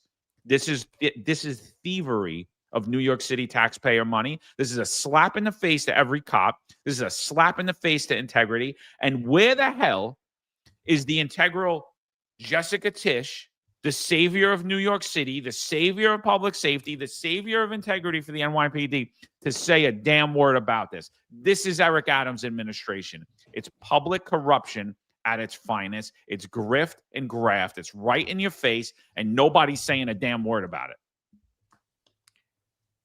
Yeah, I wouldn't hold our breaths for Jessica Tisch to actually, fight corruption, and uphold integrity in this job, I mean, again, I pointed out online on Twitter that her family is connected to a certain unscrupulous billionaire trafficker who had an island in the Caribbean, if you know what I mean. And yes, that is true. Okay, but this this is egregious, because again, for those of you who are in like me and John's situation, right? We can't have our back pay. They won't bring us back. They won't give us our back pay, but you could bloat the pension of a guy who left the job like over a decade ago, right? Does that sound right? So this is egregious, and none of the unions are pushing back on it, and it's happening right before our eyes. And we said a couple episodes ago that that there's probably a lot of corruption going on under the seams there, just as Eric Adams is leaving town. They're literally robbing the vault as the town is getting burnt down. You know, they're taking the vault with them, and you're gonna find out in a couple months just how egregious it is. And right here is one of those examples. So this is near and dear to me, this scam right here. Now, I heard Louis Molina is a nice guy, also a fellow Marine, but what right is right. And one thing you learn in the Marine Corps is integrity. If you're a fellow Marine, you know damn well that this is wrong. But I don't blame him. I blame the system, right? He's taking advantage of it. I do blame him for taking advantage of it, but I blame the system that allows it. So I did some research on this, and I've been writing a lot of information down on it because this is near and dear to me. Because in my opinion, what I looked at is they're taking advantage of the military extended leave desk. And what they're doing is they're abusing what's called the Uniformed Services Employment and Reemployment Rights Act. And what that is when someone is in the NYPD under the New York City Police Pension Fund, if they go out on military leave, that they still have a right to the pension. They still have their rights to the pension, which means that they don't lose their place in the pension system. They still have their money in the pension system. However, it's kind of like everything pauses. So if you go on a 5-year stint with the military, you're activated, and you come back after 5 years, you still have your place in the pension system, but you did not contribute. So when you get back, you have a right to those 5 years. You have a right to buy that back, to get the credit, to get you to the to get you to where you need to be. But you have to buy that back. So you have the rights and privileges to that NYPD police pension, but you're not contributing to it. What I have a problem here is obviously it appears they're utilizing that Uniform Reemployment Act, but how are they actually making contributions? Because if you're activated in the military, you can't make contributions. So the question is, and here is the scam, how are they making contributions, particularly when it comes to Louis Molina, who not only did he have a break in service, but he left the entire city working in Las Vegas, coming back in different complete agencies. I mean, what's next? Are we going to start giving the Commissioner of Sanitation a New York City Police Pension Fund? Are we going to start giving teachers a New York City Police Pension Fund? The New York City Police Pension Fund is not even like NYSERS. It's not a New York State Employment Retirement System. It's the New York City Police Pension Fund. So this is a total scam, and I would like to know how they're pulling that scam. So if anyone wants to argue, and if you look at the verbiage, yes, if you're at the military extended leave desk and you're active in the military, you have the rights and privileges to that pension, but you're not making contributions and you have to buy that back. This is a major scam. We definitely, as Marlon said, we will never hear a response to this. And this is a scam. And some people have said, oh, people have done this before. Maybe so, but that doesn't make it right. Now it's so noticeable. And before there wasn't the Finest Unfiltered to put out the scam. It's important. Some people say, well, who cares? Why do you even care? Well, because this pension system, we should all care about, because this pension system affects us. So if this pension system is being scammed and we can't afford to continue these pensions, what do you think happens? Everyone gets a hit.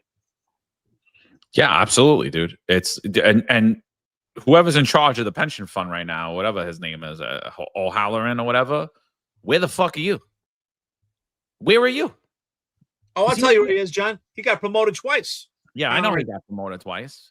You know, and yeah, I hear you, Marlon. You know, oh, we're not going to hear about it. They're going to hear about it. Whether it's 1 year, 2 years, 4 years, 5 years, 7 years, you're going to hear about it, because every month that check comes out.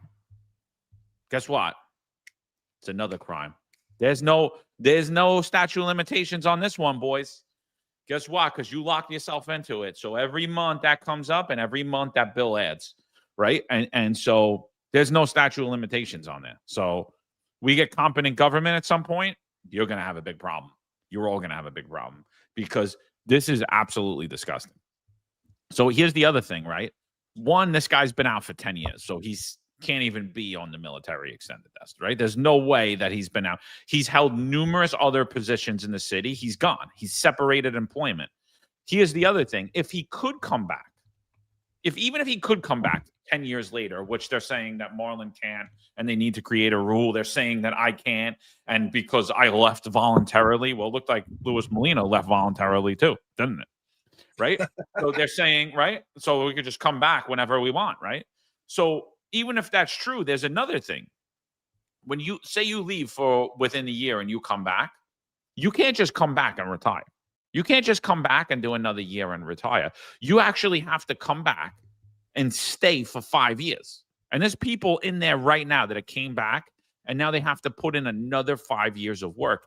You could leave, you could retire again. That's fine. Louis Molina, oh, we installed you today, or we installed you back in the beginning of the Adams administration.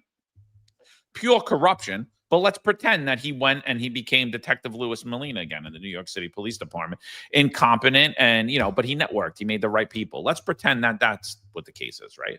So he goes back. He becomes a detective. He still owes. Now that didn't happen, but let's say he did. He still owes more time. So now that he retired, his pension just goes back to what it was. He doesn't get the fruits of any of that pension.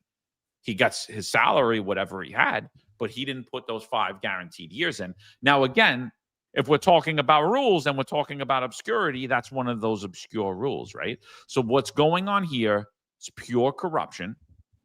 It's absolutely disgusting. And like Eric said, if you care about getting your monthly pension check, if you care about one day having a pension, if you care about having health care and retirement, you're going to care about the millions of dollars that are being scammed out of our pension system by friends of Eric Adams.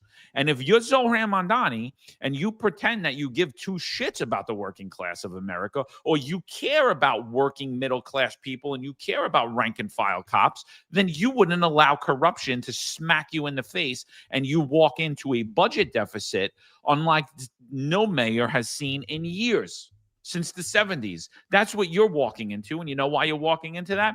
Because of pure, utter public corruption. That's why. And Eric Adams, just a little message for you. I don't give a shit about Elon Musk retweeting you because he doesn't understand what the hell happened and what happened in New York City. If New York City was doged, you would be in jail.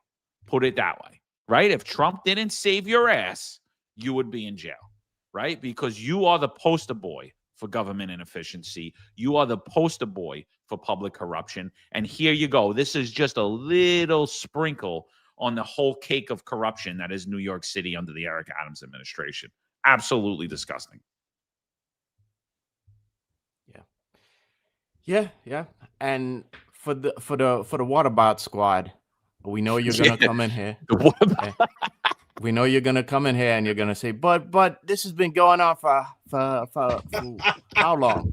Okay. Not like this. Yeah, we get it too. And I'm gonna bring up this article, okay, where some kind of shady, let's call it, stuff has been going on with pensions and the dubious positions of deputy commissioners, okay? And it's been pointed out on the news before, okay? In this case, about Chief Resnick and Ganley, Commissioner Ganley, okay? So it's been happening. There's been questions brought up about this for a while. But again, we didn't exist back then, but we exist now. So now we're questioning what's happening now, okay? And just because it happened way back when doesn't mean it's okay that it did as well, okay? This is inappropriate and this shouldn't be happening. And this is things like this, when the public sees this, they think that it's happening to all cops. All cops are getting, we're all getting these bloated pensions because of manipulation with the system. And they don't understand that the NYPD is a feudal system right now, it's a caste system, okay? So it's a problem because the public right now is seeing, again, they're seeing inflation. They're losing they don't have pensions and their 401ks are losing money, So when they see things like this and city and the crazy ones in city council are going to propose measures, that are harmful to cops, the public won't care because they think we're all manipulating a system to get bloated pensions. Okay. So this isn't good for anybody. Okay. And it's especially not good for cops because the public won't care if God forbid, and I think unfortunately signs are indicating that we may have pension problems coming. But do you think the public is going to want to bail out those pensions? Do you think the public is going to care if you have pension problems when they see things like this happening? They're going to think, no, why should I care? You guys been manipulating the system, bloating up your pensions. Okay. So if you're on the job and you're part of this water bot squad, then we're not just talking out the ass here. Okay. You got to worry about the blowback from the public and how it's going to affect your pension too. Well, that's a great point. Again, somehow the cops always take all the burden on their shoulders, right? I mean, we see a tiered system in the NYPD that not only affects discipline, affects promotions, affects tangibles, but now what we see is that the tiered system is actually part of the pension system. And so I'm curious. I was actually thinking just to do a test. So I've been retired now since September 30th of 2022, and I have not been finalized yet. That's a long time. So I was curious. I was thinking to myself, I have a lot of injuries in my hands. I broke my few knuckles. I broke fingers from fighting with some of the perpetrators we arrested with illegal firearms. So I was thinking, what if I call the pension system right now and tell them, and because I'm having arthritic pain, and I am. What if I call them up now and tell them I'm having some serious arthritic pain in my hands, and do I qualify for a 3-quarter disability? How long do you think that conversation is going to last? How long do you think they hang up the phone on me? I'm sure it's probably not going to go anywhere. But if I was Chief so-and-so, any chief, do you think that conversation would go different? Would anyone argue with me if some chief called 3 years later and said, hey, I'm having some arthritic pain that resulted from the NYPD, is documented? How fast do you think they'll get that 3-quarter disability pension, an accidental pension? I'm sure it's going to go pretty quick. So I'm thinking about making that call to do a test. Maybe we'll all get on the phone together. Maybe we'll all call, and maybe you guys could support me in getting a 3-quarter pension. I'm thinking about Jay Rammon 26. What's up, brother? He says I should. Yeah, I'm actually thinking about making that call. I'm sure it won't last long. Or what if I was to say, you know what? For over 3 years, myself, John, Marlon, Sal, the entire Finest Unfiltered, Ron, Rob, Finest Unfiltered Network, we feel we've had a major contribution to the NYPD for the past over 3 years, helping the cops, talking about police work. We would like to utilize this time, and we would like to increase our pensions. So I think we should get another 3 years added to our pensions, John. What do you think? During this time, as long as I was part of the Cash for Ass program, and I get that same amount of overtime. What, 700 hours of overtime? I would gladly be on the casting couch. 80 hours a week. I mean, come on. Yeah, could you actually do 80 hours a week? It's warm in 1 pp. It's air conditioned in 1 pp. You don't have to deal with the elements. Yeah, I'm serious about that. I think I'm going to call. I just want to see. I want to see it. I'm going to find out which assessor I get from the pension system. I want to see what they tell me. And I'm sure probably all of us have pain. I know, John, I think you said you hurt your shoulder in the past. Marlon, you said you hurt something. So we all have injuries from the NYPD. Why couldn't we get 3-quarter disability pensions? I heard there are people that have gotten pensions for an ankle and they never went sick. I heard someone retired after 20 years of service that maybe was a deputy commissioner that got 3-quarters. I think everyone's getting it, but who's not getting it? General population, right? There is a 3-tiered system and everything with this NYPD. So I'm going to make that call. So TV Watt 713 says, Eric, as long as your line of duty was recorded, why not? Yeah, I think we're all entitled to it. And these past 3 years, we've been helping out the police department, being a voice. I would like to make these past 3 years pensionable. So I'm going to ask the NYPD. I'm going to call the pension system today, and I'm going to tell them I've been doing the Finest Unfiltered for over 3 years, and I would like this time to be pensionable. And if they tell me no, I'll say, what about Louis Molina? How come his was pensionable? What's the difference? So I'll let you know how that call goes. Yeah, good luck. All right, so we've been talking about all the nonsense up top, the number fudging, and then the pension fudging. Let's see how the ground's going. Let's see how the ground game's going. I know recently Pat Gordon, a lot of people had sent me, Pat Gordon, head of the Guardians Association for the NYPD, president. He had put out a post saying that the hiring practices are discriminatory in the NYPD against black and brown people. So, I mean, I don't know what planet Pat Gordon lives on. I have no idea. I don't know. I don't live on that planet. I live in reality. I live in the real world, not in this made up thing. But to sit there and say that having conditions of employment to be police officers is racist towards black people is actually racist towards black people. Because what you're saying is you're saying black people are inferior. So if you're saying that, like, oh my God, if you can't run a mile and a half, it's not because you're out of shape. It's not because you don't even have the minimal amount of cardiovascular ability to even run the slowest, smallest distance in the least amount of time possible, in the longest amount of time possible, excuse me. It's not because of that. It's because of the white man. If you can't pass a basic psychological test, it's not because there's something wrong with you and you probably shouldn't get into this line of work because your mental health's going to deteriorate, even if you're in perfect mental health. It's because of the white man. They're racist against you. If you have a really bad criminal background, really bad. I'm not talking about you arrested for smoking pot. I'm not talking about you got in a fight once in your life. I'm not talking about what they do to all the white kids from Long Island where they disqualify them because they got a red cup summons in college one time, because we can't have any of those kids. I'm not talking about any of that stuff. I'm talking about like you got collared with robbing people. You got collared for dealing drugs. You got collared for illegal firearms. You got collared up for possibly being in a gang shooting, being in gang, all that stuff.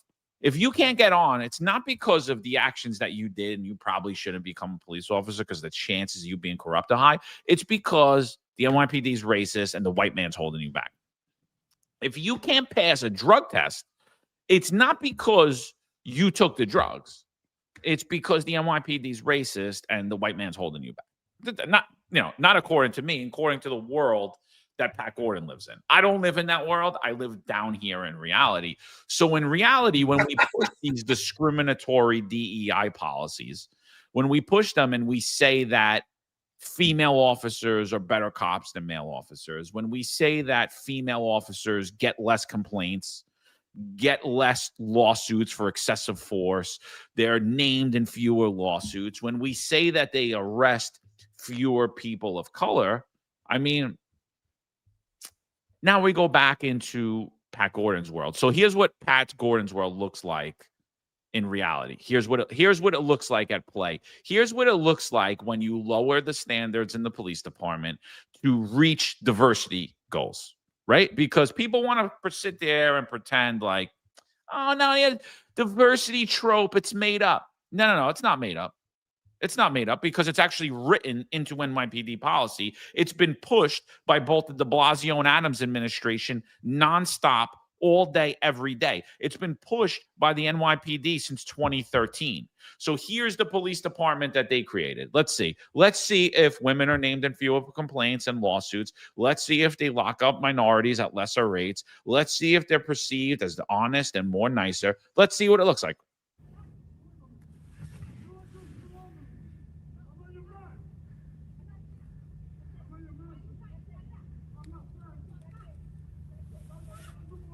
So you have two female officers who are on the public safety team. They are struggling to get one male to the ground. They look like they're about 5 feet tall. Now, I know that they're active officers. I heard that they're active officers. But let's talk physicality here. Now, there's a male walking up directly behind them. Thankfully, he was there to help. Because if he wasn't there to help, they had a big, big problem that day.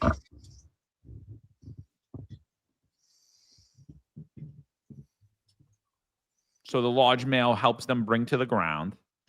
He reaches in the back, which I don't know if he's a retired cop. I don't know what that was, but he reaches in his back like he's going to pull out cuffs, or if he was just pulling his underwear up. I'm not sure. But look, and then you see another male come over and give the radio that they dropped. So this is your police department. This is what it looks like today, right? Thankfully, now the two males come, and that's what it is. So what do you think about that video, Mark? Yeah, I think it's problematic. I think there's a combination of things right now, and it's not just the issue of being able capabilities, right? I think it's also the fact that the whole diaphragm law BS, and they can no longer use like it's now more difficult for one person to put a guy in cuffs, let alone, well, it's more difficult for two people, let alone one person to put people in cuffs. You need you need four people to do it. And again, the DEI is problematic, because if you can't do the basic job of going hands on and arresting people, then I'm not so sure this might be the right job for you. I think this just doesn't serve anybody, because they could easily gotten hurt. He could have easily. I mean, the holsters that we have are different now. They're a little bit better, but can you imagine a scenario where this guy could have took their firearms and used it against him? It's problematic, on many levels. So I would say on a whole, this is not about male, female. This is not about gender. And I think the whole DEI movement is, I would say, particularly myself, not picking on women, right? That every woman is not capable, because I worked with some women that were pretty badass. And I think I talked about it on the last episode. I had a girl on my crime team. I think she was about 5 foot tall, but we used to call her Tasmanian Devil. But she was very feminine. Don't get me wrong. She was very feminine, pretty girl. But when she was doing police work, she had those alpha traits. But at the same time, she knew her limitations and capabilities. She knew that she was not physically capable of taking this perpetrator down by herself. So she understood her limitations and capabilities. And she would work with someone that was appropriate, right? We all have our characteristics and traits that make us suitable to do the job. But she was aware of that. So we're playing this game. We're pretending that these two females have the characteristics and traits to take this perpetrator to the ground. They don't. One thing you can see completely here in the video, they lack any form of tactical training. They have no idea about splitting the body and trying to take the perp down from the legs. They have no sense of situational awareness of their own body. So they have more limitations than capabilities. So it just happens to be they are women that don't have the training and don't have the traits. Now, I would say on a whole, the average woman does not have the ability to do the job of a police officer, but there are outliers. And those outliers were on the job when we used to work, when we started the job. Nancy Sirigliano, people like that.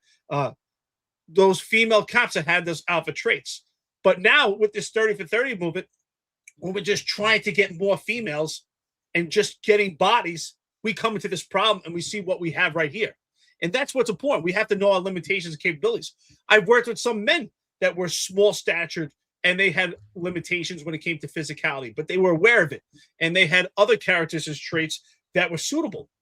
But when we're just trying to get more females, well, you're going to get more of this, because the majority of females, and let's be honest, don't have those traits to do this job. There are outliers, but the majority don't. And these two are the majority.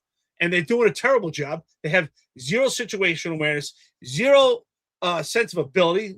They have no idea how to take someone down. And if this guy was any threat, he clearly wasn't, these two would have their faces in the pavement.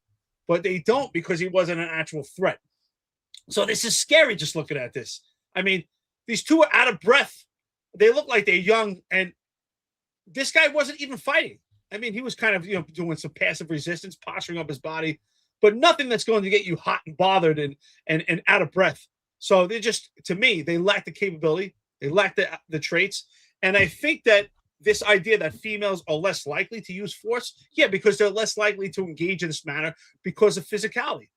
Men as a whole do have more physicality than women. There's no doubt about it. And also, I believe that you are more likely to get shot and to have more force applied by a woman who lacks those capabilities, because, and you could see it, more likely to get shot by a woman or a male of small stature, because that firearm is going to be more of a crutch than big guy, or someone that's trained that can handle themselves. And this is not about gender picking. This is the reality. This is being honest.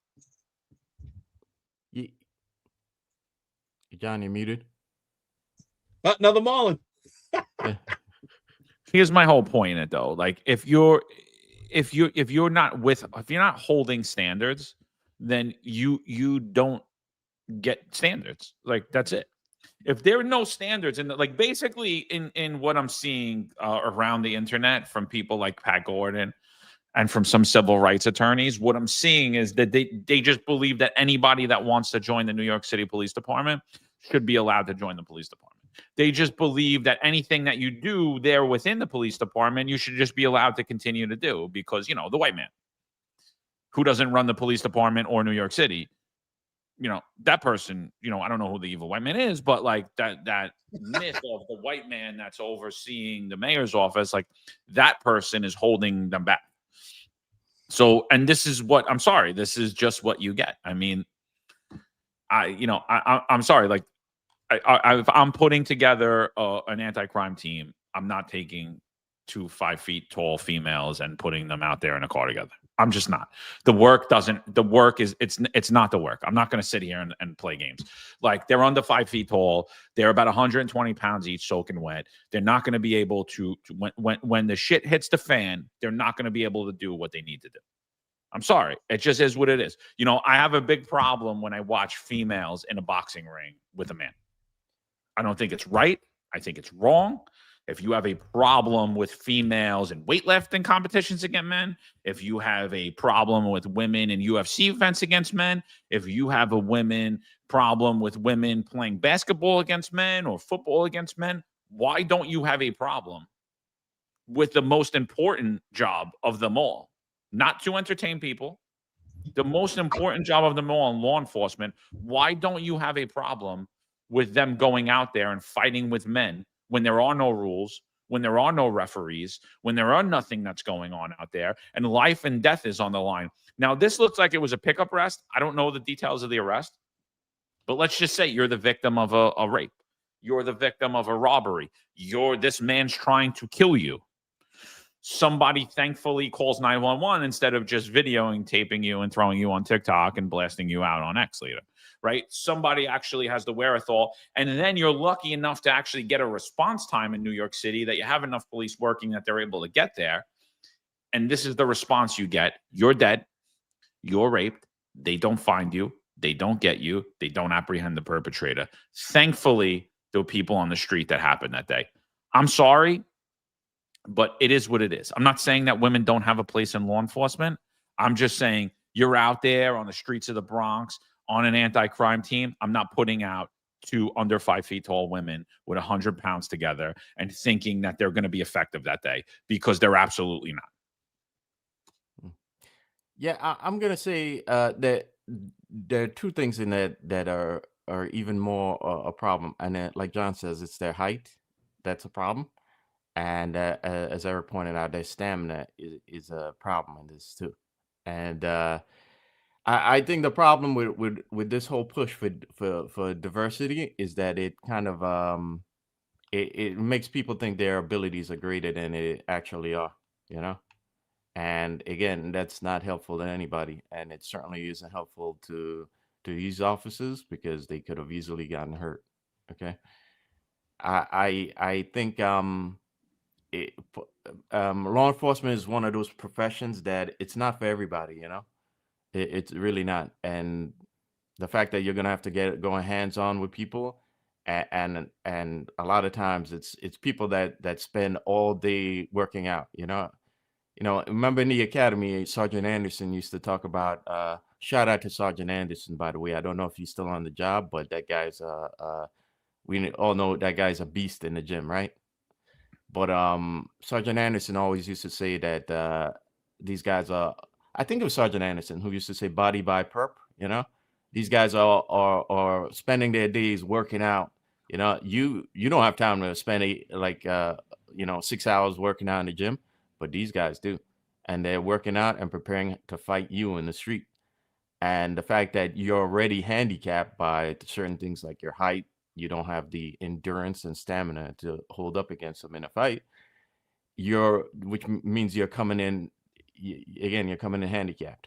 And you know, DEI is also letting you think that you can actually take guys like that when in reality you can't. So again, who does this help? You know, this, because it most certainly is not helping out the officers in this situation.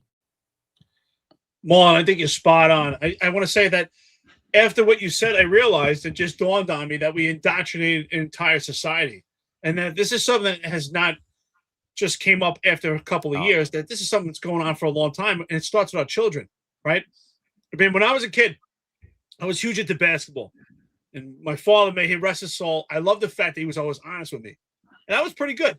But there are days like anything else, you know, I would run to the bench, and I'd see my father. I'm like, oh, how am I doing? He's like, you suck today. That kid is kicking your ass, you know?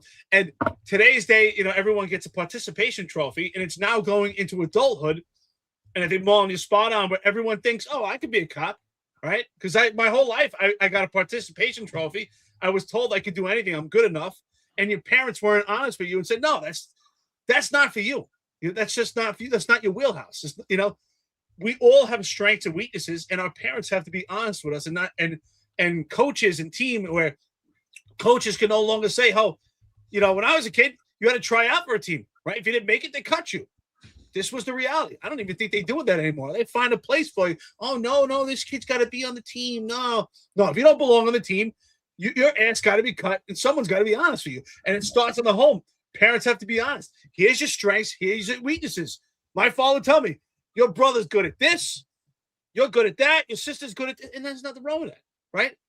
Strengths and weaknesses. But now everyone thinks they could be a police officer. So I think you're right, Marlon. Spot on. Oh, there's no standards anymore. You know, they said you don't need to run a mile and a half. You don't need to climb a fence. You don't need to be able to tie your shoes on, you know, hopping on one leg. It's okay. Anyone can do this job. And the reality is, it's just a big lie. And look, we see it time and time again. You see how those two girls responded. And again, you already have something against you. And I hate to say it, let's be honest. Being a female, you're going to have less physical dexterity, less physical strength. I wouldn't put a female in a box ring. You're absolutely right, John. And they've done studies too. You take the best UFC fighter, Amanda Nunes, and you put her up against just a novice MMA fighter, and she might not have a chance. It's just a reality. There's more physical dexterity and more physical apparatus for a man in comparison to a woman. So for a woman to be a police officer, they truly have to be an outlier. So what I'm saying is, you can be a police officer, a woman, but you have to be an outlier, and you have to have the potential and have those traits. Not every woman could do it, especially not every man could do it, especially in law enforcement. So how do we expect every woman to do it? We're putting women in this tough arena. Why don't we put women in the NBA with men? Why don't we put them in basketball games? Why is it still okay that we don't put women on certain front lines in the military? Why don't we want gender equality there? Because it's the reality. And law enforcement is no difference. And I've said this on a prior episode. I'll say it again. When you're in combat, you're in battle.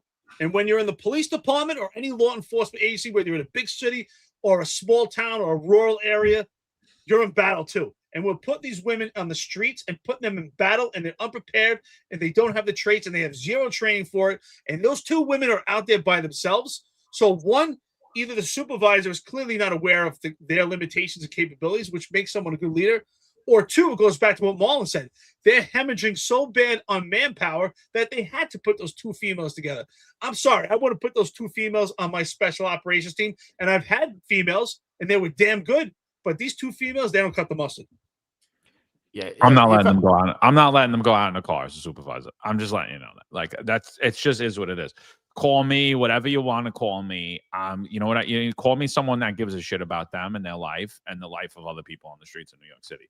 That's what you could really call me. And who do you got to go to when you don't make the team, Eric? When the white kid from Long Island gets disqualified from the New York City Police Department because he got one red beer cup summons, who does he blame? Does he still blame the evil white man? Like, who does he get to blame for it? You know, so like I just think what's happening right now, this diversity, equity, inclusion push is just continuing.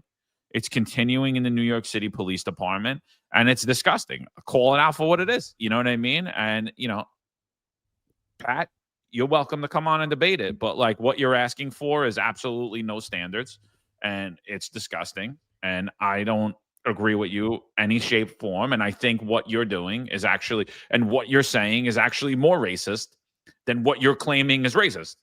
So I don't know. I just don't think it's well thought out. I think it's very low resolution thinking. And, you know, there's, you know, there are things that are truth. right? Like sometimes, we can have opinions about things, they're not really thought out, but there are just factual things that are truth. And, like there needs to be standard in policing. And if there's not, what you just witnessed is going to look like the best case scenario, because it's going to look a lot worse if there's no standards. There has to be standards. There's standards in every job. There definitely needs to be standard in policing, because it is the hardest job you're ever going to do and anyone could ever do. You have to be absolutely near perfect, tip-top condition, mentally, physically, tactically. You need, and so like for you to ask for no standards on such a crucial, pivotal job just leads me to believe that you probably didn't do it too much, bro. So I don't know what the hell anybody's talking about. That's like the Eric Adams when he's like, yeah, you don't need two cops on the subway platform. I was out there policing the train by myself. It's like, yeah, you weren't actually policing. You were just getting paid in uniform hiding somewhere, because if you were doing police work, you would never want to be by yourself in any scenario whatsoever. You wouldn't even want to wear that uniform by yourself at any point of the day in New York City. So, they're all big and tough, but I'd like to see them put that uniform on when you don't have detail around you, when you don't have numerous cops with you, and just walk down the block in New York City on a day. Let's see how brave you really are. Yeah, a couple things. Croida, thank you for correcting me. So I made a mistake. It wasn't Sergeant Anderson that said that quote. It was P.O. Washington. So shout out to P.O. Washington. P.O. if you're out there as well. Washington, yeah. You were pretty awesome. Yeah. I remember just trying not to crack up when he would talk about that in the gym, but Good thinking stuff. about, I'm like, wait a second, he's right, especially when I got out on patrol and I'm walking past these projects and these dudes are in there on the gym, and I'm like, damn, P.O. Washington is right. That guy's training to F me up, So oh yeah, Detective Washington now, right? That I forgot about that. He did make detective. But anyway, the point that we're trying to make here is we're not picking on these female officers, by the way. We're not. We're just saying, and to that point, if I get out there, I'm out of shape right now. So I'm not even sure if I would have the stamina right now to be wrestling that guy. So we're not picking on those female officers. But the point we're trying to make here is that the first of all, the DEI, the 30 for 30 initiative, which is a fact. So it's not just conjecture, it's a fact. These departments are trying to change the demographics of the police. Okay, that is obscuring the capabilities that the cops they're trying to bring in have. Okay, and it's not good for anybody. Okay, but the point that we're trying to make here is that you have to be, this is a job where you have to be prepared to get into those scuffles with perps. And if you have a height disadvantage, if you're not in shape, you're already at a disadvantage to go out there and get into these wrestling matches with these guys, unfortunately.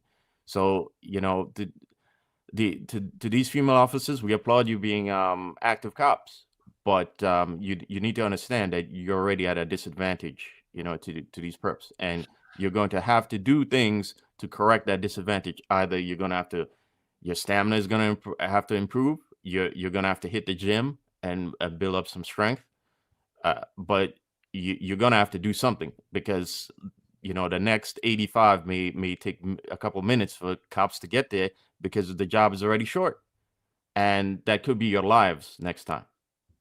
So, well, I think there's no doubt about it. I think that the cops right now have proved that there's a mass exodus and that the police department is low on manpower, because, for a long period of time, it's my opinion that the majority of the police department was ready, capable, and had the capabilities and ability to do the job. And there were always people that couldn't do the job, but they were kind of masked, because as a whole, the majority of the police department was so capable that those weak links would kind of sprinkle in and would be unnoticed and unrecognizable, because we were so vast. And the ideology with the NYPD was to win by numbers, right? We had those numbers, right?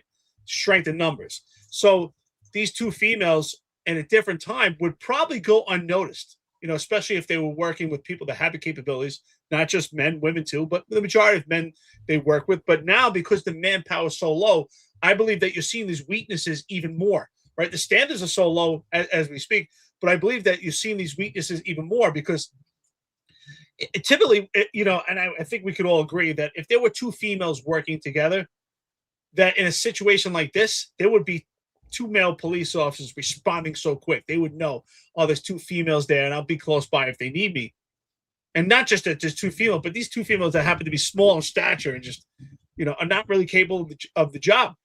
So now, because such low on manpower, that these cops are being exposed. The cops that have the weaknesses, that don't have the potential, don't have the ability, that lack the training, they're being exposed.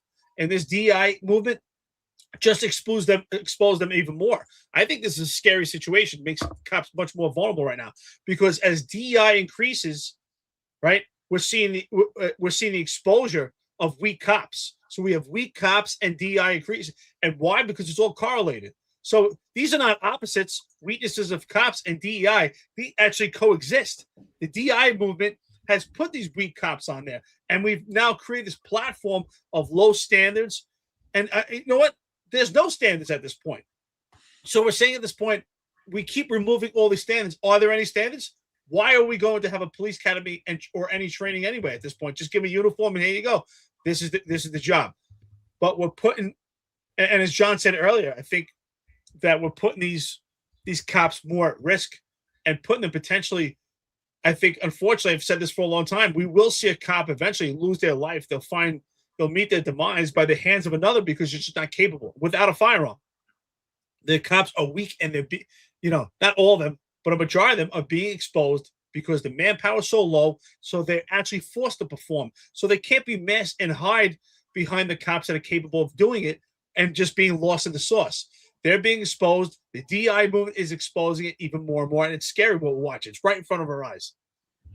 Yeah. So, Special Hagen says you should get someone who knows about DEI to debate you. Listen, I'd love to. I've asked numerous people to come on here and debate me about it, but I've yet to hear anybody. I think it is a discriminatory practice in itself, and it violates equal opportunity law. And I'd be gladly to sit down and explain it to everybody, because forced equity is forced inclusion. So it violates equal opportunity law. That's it. It brings people based upon the color of their skin, their sexual orientation, their gender. It's honestly, it's stupidity at its finest form. And I'd love to sit down with anyone who fancies themselves as an expert in it to debate. And I've had several debates offline with people on it, and I've yet to come to a competent realization of what it is. When is this diversity agenda met? What's the goal we're reaching for? Like, who came up with this? Who came up with this percentage of 30 for 30? Like, let's just talk about that. Like, who came up with this, that we need to have 30% women in policing by 2030? Like, look, we aim for women to comprise 30% of recruits by 2030. Why? Nationally, when we talk about violent crime, when we talk about perpetrators arrested, do you think 30% of those people are women? How about when we look at who's in jail? Who are the violent perpetrators in jail? Do you think 30% of those people are women? I don't even think it's anywhere near 30%. It's matter of fact, it's not. I know it's not. So then why do we need 30% women in office? Oh, I see. Because research suggests that women use less excessive force and less force and less excessive force. Are named in fewer complaints and lawsuits. Why? Because they usually don't engage and they're smaller, and usually the men are the ones that are hands-on and do the work when it's necessary. They are perceived by communities as being more honest and passionate. Where the research is, I'd love to see of any of this. They make fewer discretionary arrests, especially of non-white residents. So are discretionary arrests bad, or are they just really bad when they're against black and brown people? And they see better outcomes for crime victims, especially in assault cases. Again, this is all conjecture, and the basis that DEI is founded on is all conjecture. There's nothing proven. It's racism in its purest form. It's divisionary tactics. It's divide and conquer. You know, diversity is our strength. What do you mean by diversity? Define it. And when do we meet it? When are we there? And when we're there, does that mean that we're at the best form that we've ever been at? No. Does it mean that if we get 30% women, what happens when we get 30% women in policing? Do we see more instances like this? I think so. Do we see better policing? I don't think so. I mean, like, I'm sorry. I just don't. I'm totally against it. I think it's totally illegal. I think it's wrong, and I think Eric Adams is the poster child for how dumb it is. You know, we have all these people pushing it, and no one could explain it. You know, I don't know. What else you guys got for today? We got we're going on 2 hours 25 minutes. So Anything, I just want to say the Bureau of Prisoner Statistics states that 93% of inmates are male. This is nationwide. So about 7% are females. This is not talking about local jails that are actually doing time. Local jails, I think women encompass about 10%. So these are still low numbers. So we're asking females that already have lower physical dexterity and the physical apparatus and the physical strength to compete with 90% of male perpetrators, some of them are extremely violent. I didn't even get to the violent crimes, but we're just talking about crime as a whole. Why would we want to put women in that situation? Now, there are some that are outliers, but let's be honest. Would we want, and I don't think there's any female here who would say the same thing, it's not being sexist, let's be honest. Would we want an entire police department that was female? The reality is females are assisting and finding roles in a police department. But we do. I think we all can agree that a majority of the police department has to be a male apparatus. And let's be honest, I think it's 95% of blue collar jobs are made up of males. You know, infrastructure, things that are built in this country were built by men. And that includes law enforcement. And that's the reality. There are some women that are outliers, and they play they work a great role in the police department. But we would not want an entire law enforcement agency to be women. It would not work, especially when they're competing and they're going up against violent men who, as Marlon said, is true, right? Who have the time to work out 8 hours a day. And you're a law enforcement officer. You have to balance your day between finding some training, doing some working out, being a referee at these calls, running around, managing your family, managing bills. You just don't have the time to work out 8 hours a day. It would be beautiful, it'd be bliss, but it's not.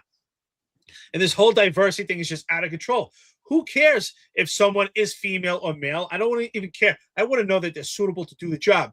And we go into this DI, like, who cares? You know, talk about if someone's gay. Who cares? Do I care when someone responds to a call that this guy made love to a man last night? That makes him better? Or if she's a woman, she made love to a woman last night, does that make them better to do the job? Even if they're heterosexual, do I care? Do I ask them, oh, who did you make love to last night before we do this job? I could care less. That's their personal life. I want to know that when they get to a call or they're working with me or another law enforcement officer, that they could do the job. So this idea of getting into gender and sexual orientation, who cares? Who cares? But let's be honest. Let's be honest and let's speak the truth. Yeah. Great points, Eric. Great points. What was I gonna say? John asked where this DEI is coming from, and the DEI is connected to two things. One of those is transhumanism, and there's a larger globalist initiative behind that, and it's corporate also, and that's for another discussion. But the other thing this is connected to is economics, because they want less arrests, they want less competent cops, because competency is going to cost you money. Okay, they don't want that. And DEI, I've said before, I believe is a cover for austerity measures and for people to come to accept less services from police, lower quality of government services, because we're trying to make it more inclusive and equity for everybody. So equity means is we're all going to get shitty services, we're all going to get shitty policing, and you'll get shitty government services and be happy, just like you'll own nothing and be happy. Okay, but again, this, when you look at things like the Department of Community Safety, you just think of it. We saw those females are wrestling with that guy. That's coming to the Department of Community Safety, and they're gonna have even less training. So they don't care. And I saw 2 comments in there. I saw one from Captain Coke, who said that they could build up stamina in the gym. It won't fix anything with those 2. I mean, that's possible, Captain Cook, but I'm just saying that they're already coming in handicapped, and I mean, they're on the job. So, they have to, find ways to make up for their handicap.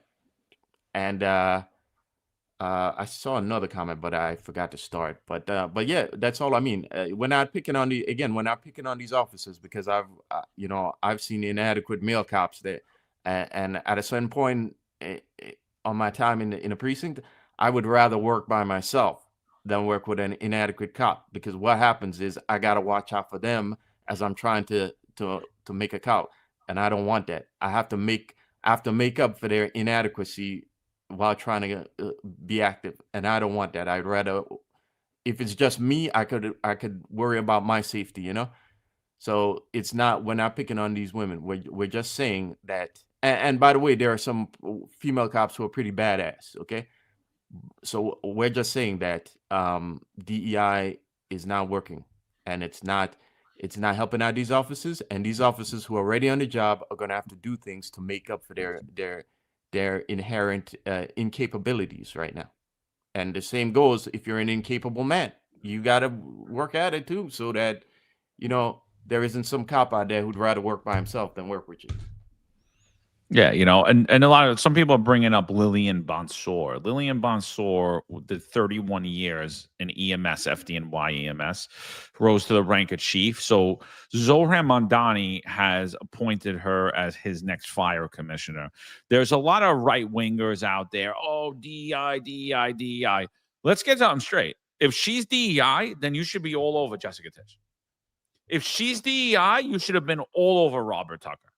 If she's DEI, you should have been all over the other girl who was the agent of change, who was the fire commissioner.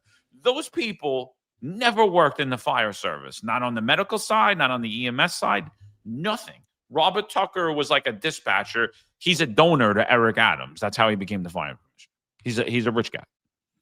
The girl before him, I can't think of her name, the redhead. She had 0 experience. 0. She was an agent of change. She was Eric Adams' fire commissioner.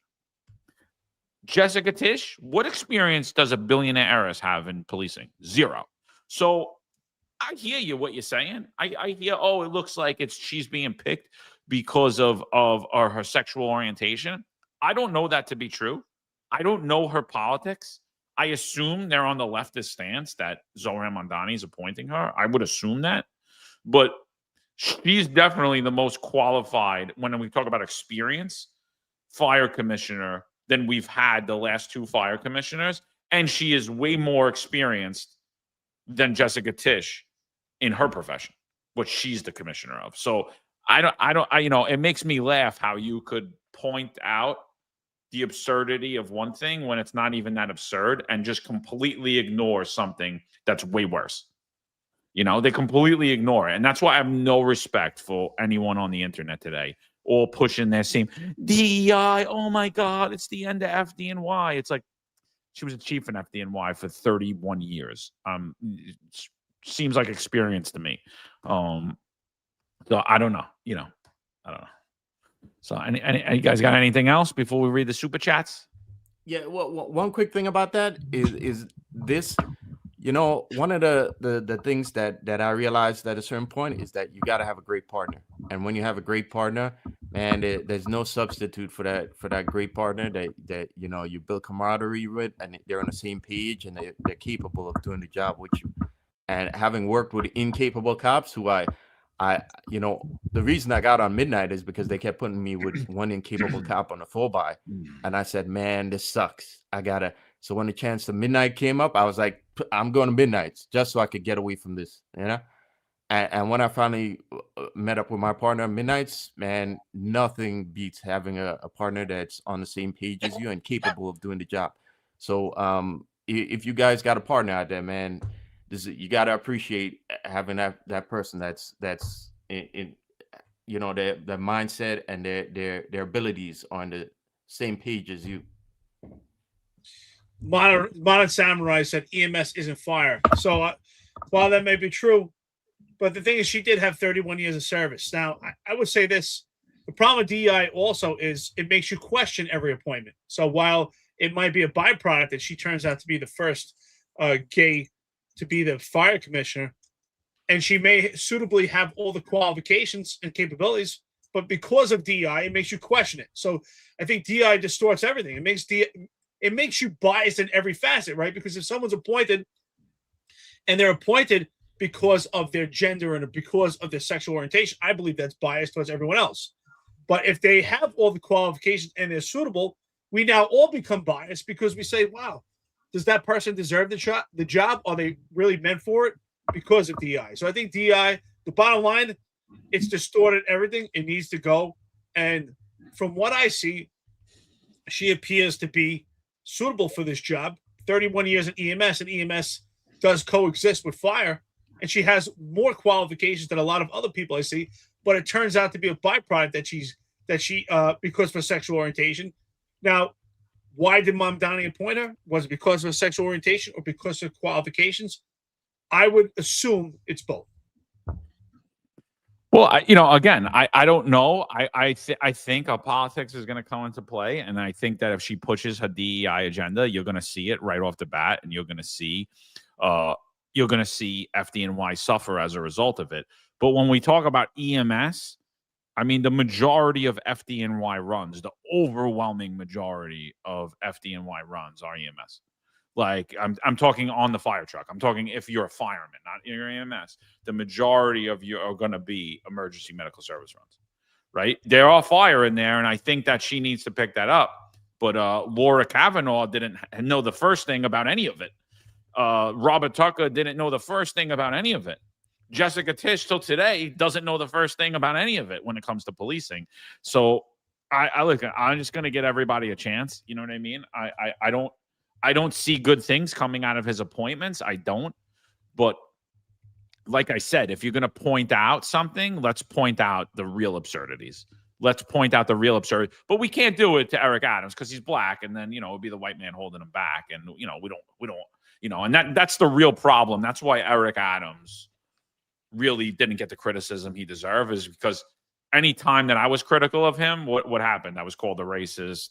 I hate black people. It's ridiculous. It's like, no, the guy's an idiot. He can't tie his own shoes. The guy couldn't. I don't trust him to drive a car. Like he shouldn't be running the largest city in the world. Did a terrible job as a cop. But that's what it was. That's why the news media. That's why all these soft Republicans. That's why. Oh, I like Eric Adams. No, you don't like Eric Adams. If Eric Adams was a white guy, you'd hate his guts.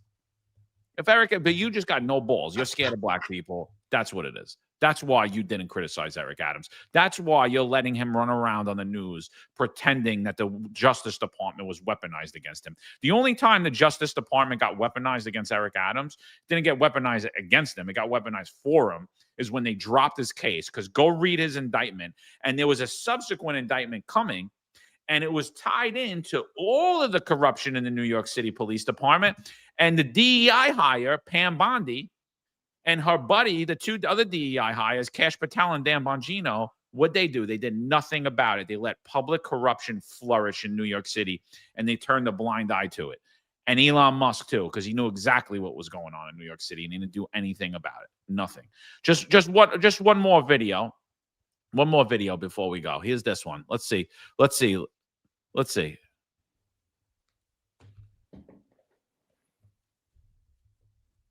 Here we go. Crazy guy, crazy man, Christmas Day. Here we go. He's walking on the highway. Let's see what happened. He's crossing the highway. He's just walking. Obviously deranged, having a mental episode. He's stopping cars on the highway. He's got his hand in his pocket. Police cruiser. Hand in his pocket. He's walking around.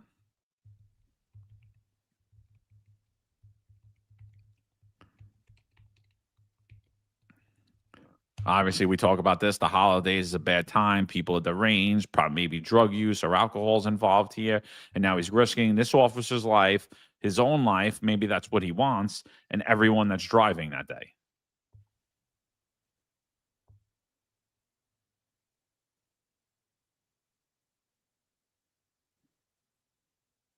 So let's watch. Now he's approaching the police car, still with his hands in his pocket.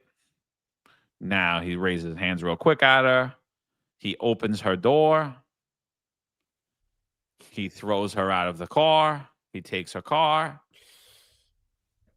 Yeah. Remember, are named in fewer lawsuits, have less use of force complaints, right? They, what else was it? All the other things, right?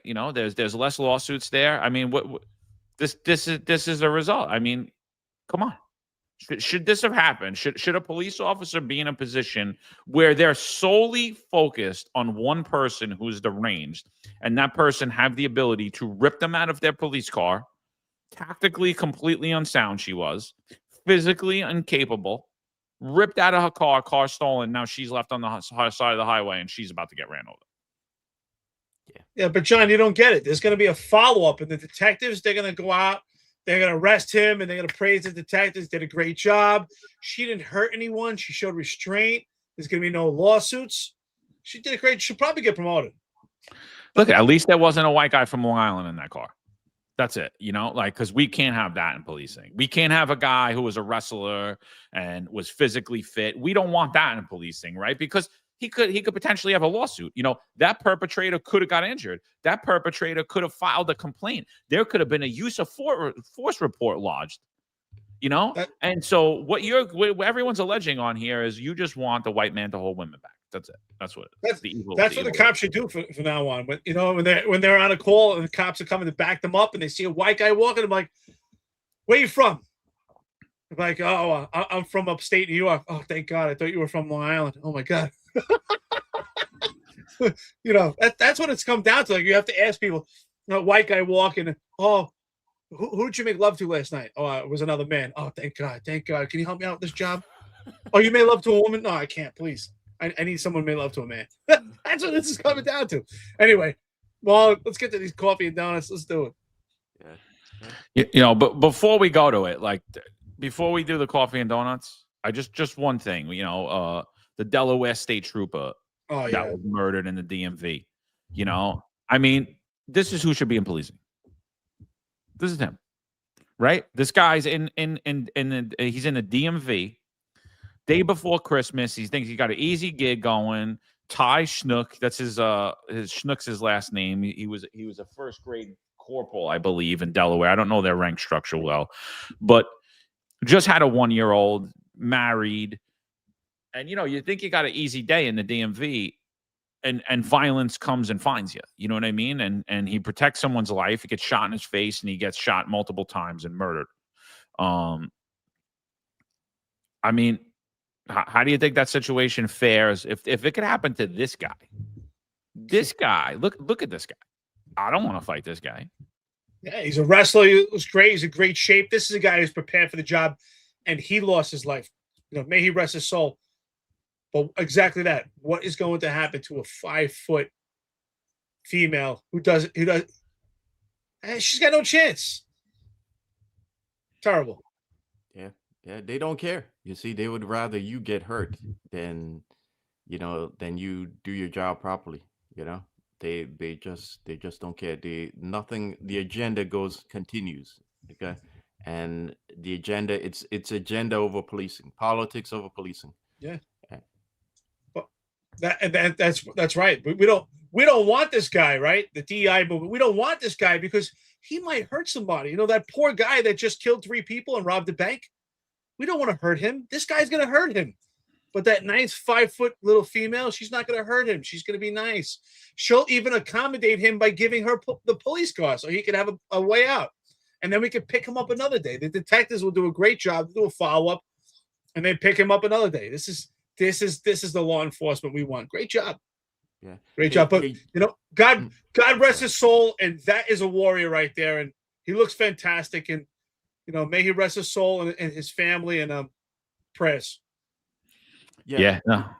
We didn't get to it, but Dom Izzo on Instagram, he, going back to this DEI and everything, he has a great video where he's showing you like the new recruits of different police departments, and you guys should check it out on Instagram. And I mean, I'm not the tallest guy, but we're talking about, being able to do your job and being,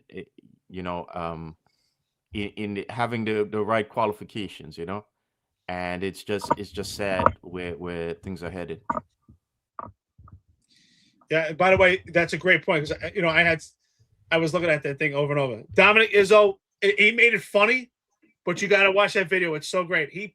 Some of the female cops that get hired, they look like they were 8-year-old kids. And I'm not making fun of them because they're women, but they happen to be extremely small women. So if you see that video on Instagram, if you can't just reach out to me on DMs and I'll send it to you. It's amazing. It's pretty. Send it to me because I didn't see it. I would pull it up now, but I put it on Instagram. In our thread yesterday. Bro, I don't look at my DMs. It's got to be like late at night for me or something. Like, late at night, 8 o'clock. Yeah, I got to check that. I would pull it up, but we're live right now, or else I'm not able to. I'd pull it up. Dude, it's hilarious. And it's how he does it. Like, fuck this. Hysterical. All right, let's do this. All right, so Eddie West, good friend to the podcast. What's up, Eddie? Hope everything's well. Hope you had a Merry Christmas, you and your family. He says, I could potentially see a Macari administration in New York City's future.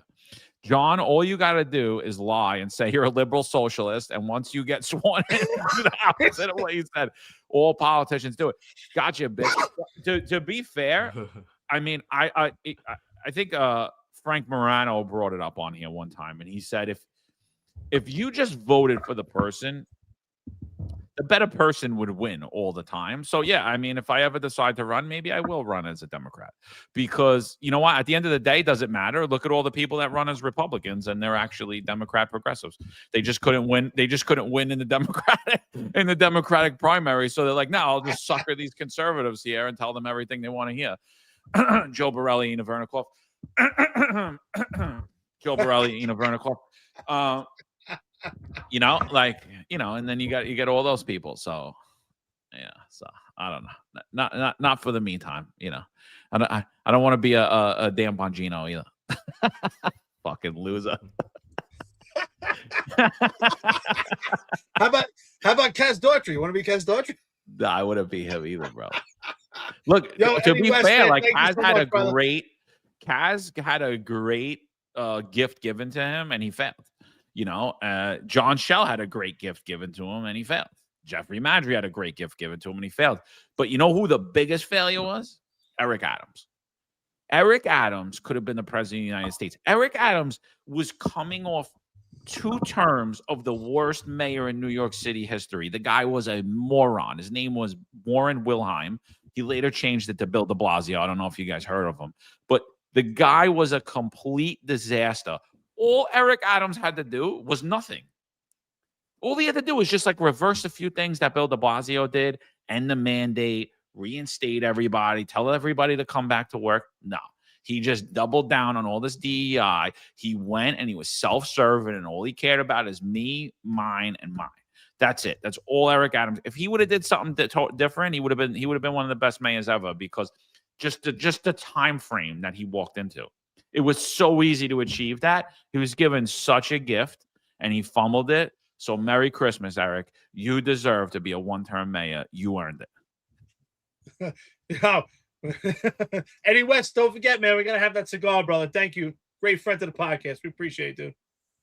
And then Jonathan Frederick, he says the squad doesn't downgrade the complaints. The patrol bosses and crime analysis folks do. As a matter of fact, we used to get really angry about it because we would start an investigation and then couldn't find the complaint. No, I mean, I think that's true, right? Because I think a lot of the times you guys are getting shit and you're like, what the hell is this? But to be fair, like the squad, when you bring the missing to a squad, they're like, it's not a missing, bro. You're like, nah, it's a missing. It's a missing, bro. You know, you just make it this. It's like, no. You can make it that. You're a detective. Like, you're in the squad. You're a squad supervisor. You can make it that. You have the ability to upgrade, downgrade, you know. But yeah, it's not the squad that's involved in that game. That game is coming straight from a patrol level. But why is the squad not playing that game? It's because you don't get pressure to play that game. If we get a chief of detectives, if you get Joe Kenny and then Tish tells him one day, she grabs him by the arm and says, "Hey, Joe, you need to tell these guys to start downgrading crimes." I guarantee you, all the squad bosses are going to be like, okay. And they're going to all start downgrading crimes. It's like that. It's happening because of the pressure being put out on the top. It's not like these COs and these sergeants and these lieutenants. It's not their own idea. It's not. It's systemic. The problem's systemic, you know, and so it's really unfair on the patrol. But I agree with you. It's not squad that's partaking in it. But I think it's only because they're just not being pushed to do it. Yeah, Jonathan Frederick, shout out to you, brother. He's 100% right. I don't know. I think Michael Freed got bad because after the talk about crime analysis, I think he left. Anyway, Michael Freed, we love you, brother. Yeah. A shout out to the squad, you know, because the other thing the squad has to deal with is some of these garbage 61s, you know. I've seen some of these garbage 61s get signed off by the sergeants and I'm like, how the hell this thing looks like S, you know? But and the squad has to deal with that crap too. So shout out to you guys who have to put up with all that BS, you know. Well, everything's left open to the squad, right? That's the problem. The mentality is that we're not cops, we're not investigators, we don't have to do anything. We just throw everything to the squad. Then they get overloaded, and you got a detective with 600 cases. How effective is he going to be? It's not going to be effective at all. How's effective at the sergeant going to be at managing that caseload? He's not going to be effective at all. How's the lieutenant going to be at managing that? He's not going to be effective at all. Like, you know what I mean? But, you know, at least we get to see Joe Kenny getting dragged around the stage by Jessica Tish. I enjoy that. That's the best part. I want to know. Stand here. I want to know how many crime analysis. Mike Freed, don't get mad. He says I'm still here. Go ahead, brother. How many crime analysis cops are getting CompStat awards for downgrading crime? I'd like to know that. Well, look, you know, to be fair, they're not getting police pensions 10 years after leaving the New York City Police Department, you know. Well, again, as I said, hey, we're all out of the police department. We've been out a couple of years helping out. We're a voice from outside. I want to know if we're entitled to a pension. So we should call the military extended leave desk. We'll find out. Yeah, just say, be like, look, I made. Just tell him. We'll tell him about Eric's short. Eric had a short. We got over 1 million views on the short. He made a whopping 45 cents, 46. And we want to add that 45 cents into the pension fund, and let's see if they even let him add the 45 cents. I don't think they will, but we'll let these scales add $300,000 a year, compounded at 8.25 into there. Like, come on, seriously? Yeah, John, you don't understand. This isn't the way it was always done. This is the way it is now. It's okay. You know, it's legal. Come on, Mo. Yeah. But John, it's you know, so and so did it like 10 years ago. Yeah, it's our turn now. I better hope there's never a McCarr administration because I'm going backwards. You know, you too, Joe Resnick. Oh yeah, please. We're going backwards. I want to know how the double dipping. You know, there's another guy that always bragged about his pension. He came to BMOC and put up his pension numbers on the wall. That's all these guys care about. Oh, but meanwhile, all his guys, like if you know him the whole time, if you needed overtime, you had to call his house personally to get overtime. Warrants guys, squad guys. This guy's bragging about how much money he made, but he's taking money out of your mouth. I heard his wife would take his calls. Doing your job, by the way, not just rambling. You know, John, is that true? I heard his wife would take his calls. Yeah, no, it's true. Yeah, I would have to call him if, God forbid, like something crazy happened, like a captain lost his parking plaque. Oh, that's a big deal. Yeah. Yeah, no, it's huge. It's huge. But don't worry, if the captain's, you know, if he's you know, or if the chief, you know, he's dragging women around and beating them and molesting them in his office to give him sex for overtime. Don't worry, we'll just cover that one up. That one's not a big deal. I don't need a call about that one. Don't worry about that one. Well, you know, if you lose your plaque, there's aggravating factors, right? You should know better. You know, you got rank, you got time on the job. You should put that in a safe place. But if you're having cash for ass, you know, there's mitigating factors. You know, you didn't have a hotel, you didn't have time, you were busy at work. How about let's fire Sal Greco for hanging out with Roger Stone, who's not a criminal, but we'll fire him for criminal association. Let's fire him for that. And then when we find out and we have irrefutable proof that the chief of IAB, the police commissioner, and every top chief is criminally associating and sent those criminals to threaten their critics, we're just going to pretend like we didn't see that one. Nah, we're not going to investigate that one. Again, the discipline matrix is mitigating factors. You know, those guys on the network, they're talking bad about the police department. It's not nice. Yeah. Not nice. We didn't, it's not. They hate this administration. That's Shell's famous words. He hates this administration. You're not supposed to do that. Yeah, no, I don't hate it. I just think you guys are a bunch of incompetent boobs, you know. Yeah. Another episode of let's talk about things we're not allowed to talk about. You know, you could have the whole police department coming after you. Sick. So Modern Samurai says, Merry Christmas, guys. These are tough subjects to talk about. DEI positions and arguments use the ever-moving goalposts to defend their positions, so you can't debate in good faith. Look, and that's just what it is, right? Like, I always know when we're over the target, because we'll bring up the discussion. We're willing to have anyone on. Nobody comes on, but they talk shit in group chats and they talk shit behind our back, or they'll give one stupid argument and that you can't even hold up and fails at one question. So sorry, you know, call me a racist, call me a sexist, call me whatever you want, you know, but you're not going to call me a liar. Like, that's it. Yeah. How come there's no 30 for 30 with sexual orientation? Why is it only women? We should have, by 2030, it should be 30% gay. I think that's going to make the departments better. No, it's ridiculous. You heard the statistics there. 90% of violent perpetrators are male. So why do we need 30% women? Where did we come up with that number? Did you get it in the same place where you got stand 6 feet apart, wear a cloth mask? Like, where'd you come up with this evidence-based approach to policing? I think the best decision they made, they were accurate. Let's terminate this guy who didn't want to take the vaccine, but let's not let him know he's terminated.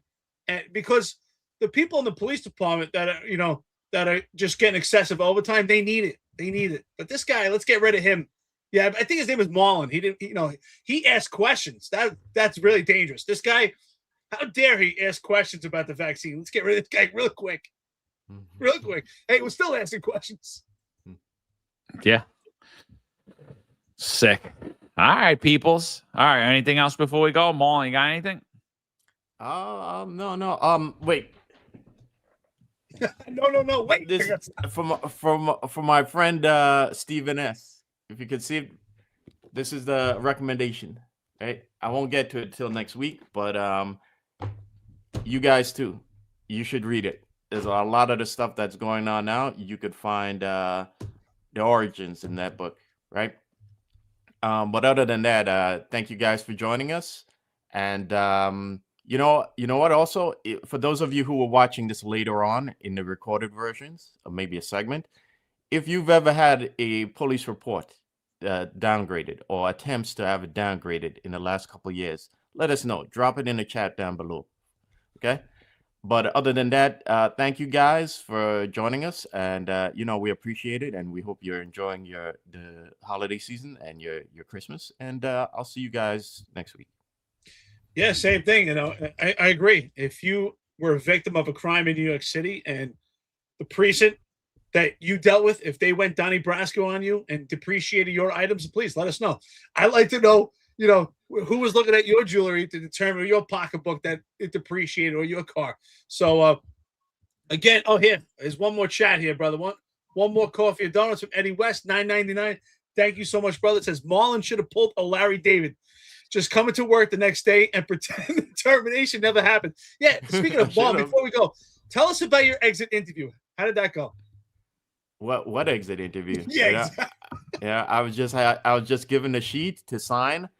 And I was like, why am I signing this? I'm not okay with any of this. Well, I said, I'm not putting my name down on anything.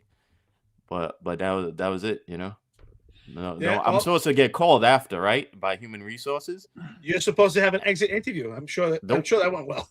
Nope. Again, I'm still waiting on my termination letter. Yeah.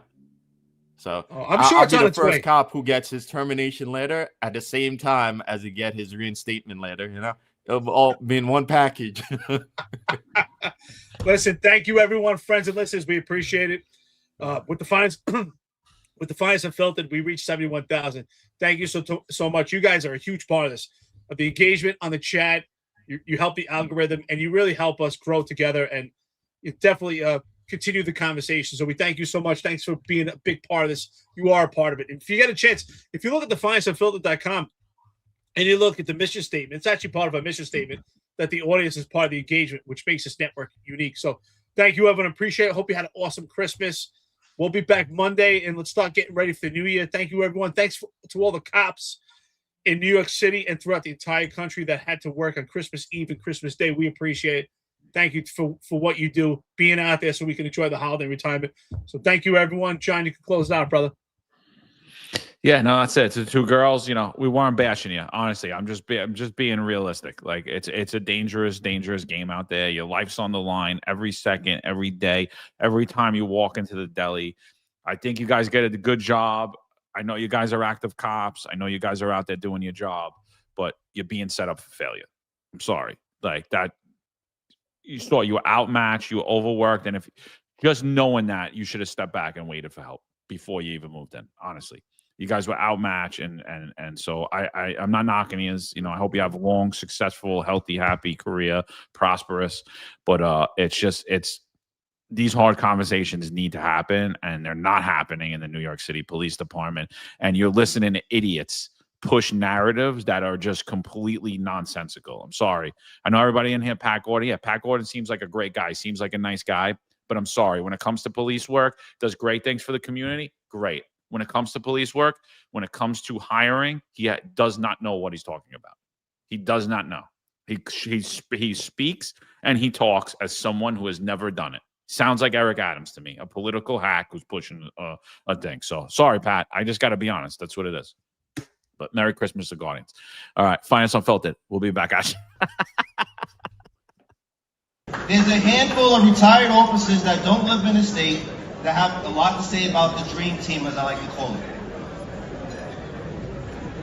All of a sudden, they retire and have a master plan on how to fight crime, but nothing to contribute when they were here.